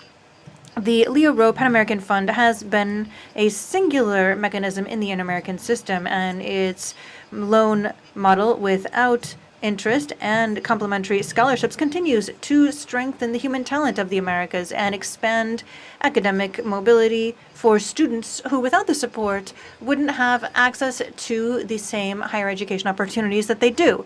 This transformative impact is one of the most valuable parts of the fund, and it should be highlighted. The report notes significant progress over the time period in question, and my delegation would like to recognize, among other things, the modernization of the reimbursement mechanism, complementary scholarships, as well as the implementation of an interactive program to promote transparency. These improvements respond to recommendations that Costa Rica has also supported in the framework of the committee, and they also reflect the institutional commitment to efficiency, quality, and accountability. At the same time, as mentioned by the distinguished Ambassador Gilchrist, the report reminds us of where we have opportunities for growth and financial sustainability of the fund, as well as inequality and geographical inequality, continue to be challenges that require collective attention. In some countries, including Costa Rica, participation of students in the period has been limited, and that should inspire us to work with better focus in order to ensure that the fund reaches the entire region and fully fulfills its hemispheric vocation. Along those lines, we invite you to enrich the discussion of the fund and be champions of this fund's activity through closer collaboration between all member states with national offices of the OAS and universities, among others, in order to promote its use. These digital tools, social networks, and strategic use of IT platforms can expand the scope of this program and ensure that more students are more aware of this excellent opportunity and able to leverage it for non-interest-free assistance. We believe that education is an essential pillar of sustainable development, as well as inter-American integration. That is why we will continue to support strengthening of the Leo Rowe Fund as a tool for investing in our youth and building societies that are more prosperous, inclusive, and equitable. Thank you very much. Muchas gracias. Thank you very much to Costa Rica. If there are no further comments, we reiterate our gratitude to the chair of the Leo S. Rowe Fund Commission, and through you, we congratulate all members of the Commission for the results achieved during the 2023 to 2024 period. I now suggest that the Permanent Council take note of the presentation of the 55th reports of the Fund Commission distributed as document CP/INF.10750/25, as well as any interventions made by the delegation of Costa Rica. If there are no objections, it is hereby agreed.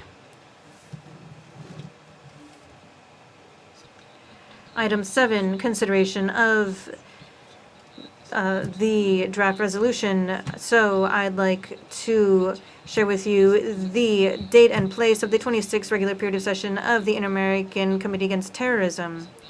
This was presented by the delegation of Panama as document CP/Doc 6162/25, which suggests that we hold that regular period of sessions on the 8th and 9th of April 2026 in Panama City. Approved. Approved. Next item.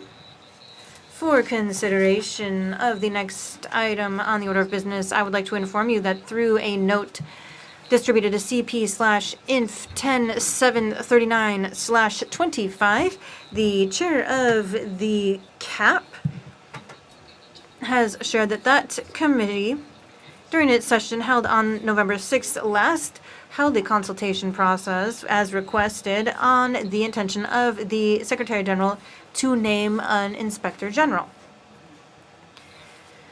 The CAP, having received the presentation from the Secretary General on the process for recruitment and selection, distributed as CP/CAP-4163/25, and verifying that the process was developed pursuant to the general standards and legal framework of the OAS, agreed to inform this council that the consultation process was positive, and that means that the Secretary General will proceed with the nomination of Mr. Jorge da Silva as Inspector General.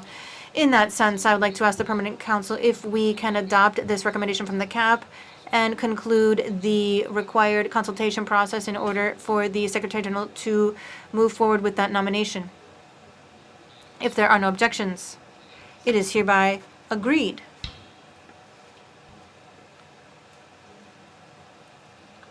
Did I hit it too hard? I got excited. Item 8. The next item, I would like to ask the Permanent Council if we can move forward with the adoption of the following minutes. Yes. 2393 from the regular session on September 2nd, 2022. 2396 for this regular session on the 21st of September, 2022.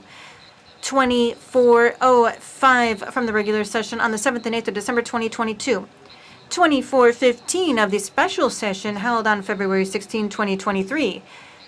2516 for the regular session held on February 22nd, 2023. 2567 for the regular session held on October 22nd, 2025. And 2568 of the special session held on October 30th, 2025. Hereby adopted. With the adoption of these minutes, we have now, am I okay to the ASG? We have now adopted the sessions from 2022. Applause, please. I'd like to take this opportunity to congratulate the ASG and her team for their diligence and dedication, and we trust that with this impetus soon, we will have fulfilled the pending minutes. And now, other items of business. We have concluded the order of business of this session. I'd like to give the floor to any delegations that would like to discuss anything that is strictly informative in nature. And I remind you that pursuant to paragraph C, Article 45 of the Rules of Procedure, I shall call to order any representative when his or her intervention under other items of business is not informative in nature. Argentina is recognized. Yes, I'm very concerned, Chair, because you said I'm going to call to order with that gavel, and I see that you have that power in your hands. I'm very concerned, but I will be very disciplined here. So, as many of you already know, between the 2nd and 7th of November last, we held a new edition of the Exchange for Competitiveness of the Americas, the ACE program, for its initials in English, this time in the province of Córdoba in Argentina. I had the honor to be accompanied by Juliana Neville from the U.S. delegation and the executive director, Michael Bogacek, as well as Kim Osborne and her team. ACE is the main network for economic development, innovation, and entrepreneurship in the Americas, and one of the high-level programs that's most important to the OAS. It's held with support of the OAS from the United States through the DOC. And I think that the best added value is that it contributes to developing subnational governments from different regions of countries. This allows us to focus on areas that promote themselves as hosts and are going to share their knowledge there. Just for information, about 60 representatives from the private, public sector, and academia of the Americas were present in Córdoba. And we had companies from industry, auto industry, biotech, universities, social entities, and 160 letters of intention of cooperation between those who attended and the various units that were visited by the delegation. And to conclude, I would just like to state that I believe that ACE is the program that has one of the greatest potentials here, and I think that the members themselves should get to know it better, so they should start to think about what sort of sub-national governments from their own countries might be able to start presenting candidacies to also be part of this network. To be honest, this network and its potential, and also if we link it with a relaunch of the private sector strategy in order to ensure that this isn't just networking, but also that we have potential for innovation, competitiveness, opportunities for exchange, investment, and trade, among others, and above all, the subnational governments. I think this would be a marvelous difference, and I apologize for speaking for so long, but that's just information about what we did and what it means. Thank you very much, Ambassador. Now I give the floor to Chile. Thank you, Chair. Very briefly, my delegation would like to inform you that on Sunday, the 6th of November, we held the first round of presidential elections as well as elections for Congress. And I'd like to share that the electoral process had 86% participation rate, and it was held without any obstacles. None of the candidates received over 50% of the votes. And so the 14th of December next, we will be holding the second round of the presidential election between those who had the greatest results, and that will determine the presidency of Chile that will take office on March 11th. Also, we elected the director for electoral observation, Gerardo de Casa, in the program of international visits, which drove the electoral service and the court that verified the results. Thank you very much. Thank you, Chile. Haiti. Thank you very much, Chair. Chair. In the history of peoples, there are some who forge the character of a nation as well as their future. In November, we saw that happen for the Haitian people. And Chair, you come from a great South American soccer country and should understand better than anyone the delight that I have with sharing with the sister nations of the OAS the news that Haiti has qualified for the World Cup in 2026 to be held in the Americas. And so, Chair, this qualification for the World Cup in 2026 is something that is historic. On November 18th, 2025, as in November, the same day in 1803, we achieved victory over the colonial power after the last colonial battle against Napoleon's army in the northern part of Haiti, and we are very proud to state that the OAS, and I salute the victory of the Haitian team on November 18th, 2025, with the spirit that inspires us for victory, and that's inspired by our army that day many years ago. Chair, you should understand my delight and joy when I share with all of you that we waited over 50 years before we were able to qualify for the World Cup. The last time that we were in the World Cup was in June 1974 when we played against Italy, and we were able to beat the Italians. And I'm sure that you can understand my joy and share it when I also tell you that this qualification for the World Cup also is a source of eternal hope in the heart of each Haitian man and woman. We need this unity. We need this brotherhood. And this qualification, as you should understand, is much more than a sporting event for Haiti. This is an opportunity to restore the social fabric that has been torn apart by our multidimensional crisis. And please allow me, Chair, to share this message from the Haitian national soccer team to the other countries of our hemispheric organization that we have qualified for the World Cup, particularly this message for Brazil, Argentina, Italy, which are great soccer countries and have a lot of fans in Haiti. And I just wanted to tell you, be ready, buckle up, because this time you are going to face some real heroes. Thank you very much, Chair.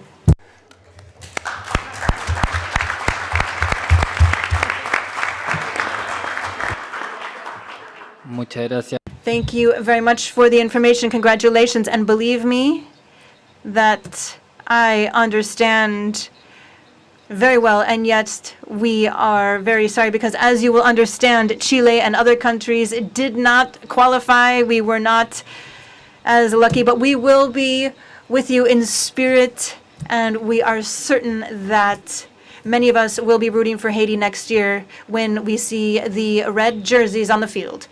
And it's painful, but at the same time, we are very happy for you. And so I apologize for the digression. Brazil, please. Thank you very much, Chair. Thank you, Chair. I would just like to speak very briefly. I know my French isn't very good, but Brazil would like to congratulate you, Haiti, for your qualification for the 2026 World Cup. And I have very happy memories of that game in 2004, the peace game when Brazil played against the Haitian team in Port-au-Prince. And if I'm not mistaken, at that time, Brazil had players like Ronaldo and others. And so times, of course, are very different now for Brazil. We have also qualified for the World Cup, but our situation is not quite the same as it was back then. But in any case, we say in Brazil that, if I can attempt to say this in French, that soccer is the most important thing among the least important things. So, thank you very much for sharing that information. I hope to see Haiti play at the World Cup. Thank you very much. Thank you to the Brazilian delegation. Colombia is recognized. Thank you very much, Chair. I just wanted to inform you briefly that very recently, on the 9th and 10th of November, we held the 4th summit of the EU with CELAC under the chairmanship of the Colombian president. And that was attended by 27 states that were members of the EU and 33 countries from Latin America. We saw 12 heads of state attending, 6 vice presidents, and 23 foreign ministers. It's very important for us to share that there were important results in the political declaration, which do concern all of us when it comes to the energy transition being free, fair, and clean, as well as sustainable, as well as ensuring inclusivity. We have a number of commitments that were shouldered. There were 52 items in that declaration that are often related to strengthening multilateralism and driving regional trade integration, cooperation in science, technology, and innovation from Latin American countries and the EU. And so I believe that this was a great success as a summit held in Santa Marta, which is one of the most beautiful parts of the Americas. Thank you much, Ambassador, for that information. Argentina, once again, Ambassador? Yes, I need to complain because I would like to intervene. No, dear Ambassador of Haiti, my brother, certainly we are delighted. We would be happy if there were more places, and Honduras and Costa Rica were also enjoying those final minutes, but that's not the case. But in any case, we are very happy for Haiti. We are very happy for Panama as well. I think that indeed what is very clear is that it's true. Soccer represents something much more than just a sport in Haiti. I know that when it comes to the resilience of Haiti, this is a source of great admiration and inspiration for us all. You can count on all of us, not for letting you win. We will play fair, but We certainly will be there for you, and if we don't win, we will be there rooting for you. And this is a great moment for such a resilient society that has shown what an achievement, how that can build a lot more national solidarity through sports. And thank you very much for sharing that all with all of us, although we were all highly aware because yesterday we were watching the game. Thank you very much, Uruguay. Thank you, Chair. I didn't want to talk about soccer today because yesterday, Uruguay, which did classify, received a historic beating from the United States. So congratulations to the United States. And I am very happy today because, as you all know, soccer is one of the most important things for our people, even if it's not always at the top of our list. But this is part of what we're doing with Uruguay. In Uruguay, it is a program to fight organized crime, and we take sports to the most vulnerable neighborhoods in Uruguay. And I think that this is along the lines of just one great example of football and soccer and its role in the world. And so I had requested the floor to inform all of you that at the end of October, we held in Montevideo, in our country, the 10th Symposium on Cybersecurity for the OAS, and we had participation from over 100 experts from around the hemisphere and 200 experts from various countries in line with the Electronic Government Agency of Uruguay. And at the same time, we also saw the regional initiative for cybersecurity training, which is extremely relevant today. We also would like to note that this is one of the summits that has had us committing to adopting a route toward the OSGA and holding 2 more summits at the hemispheric level. Thank you very much. Thank you, Uruguay. And finally, Italy is recognized. Thank you, Chair, and I couldn't let this opportunity pass me by to intervene and respond to the ambassador of Haiti. Also, congratulations to you for this success, for the opportunity to return to the World Cup. We know that the goal in Germany from Manuel Santon was a historic moment for Haiti. It was the first goal at a World Cup for the Haitian national team, if I'm not mistaken. And also, as the ambassador reminded us, that was the final and unfortunately the end of our inviolability of our historic team. In every future, all we can do is hope that we cross paths again with the Haitian team. And when we aren't yet assured that we will be in the World Cup ourselves, this is still the case. But I did want to underscore that today, the Italian delegation at the UN General Assembly in New York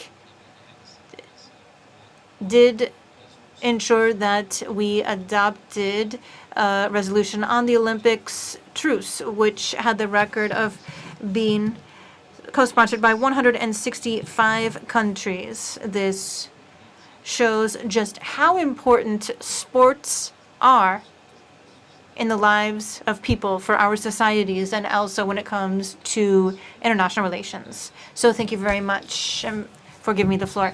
Thank you very much. And with that, we will conclude this Permanent Council. Thank you very much.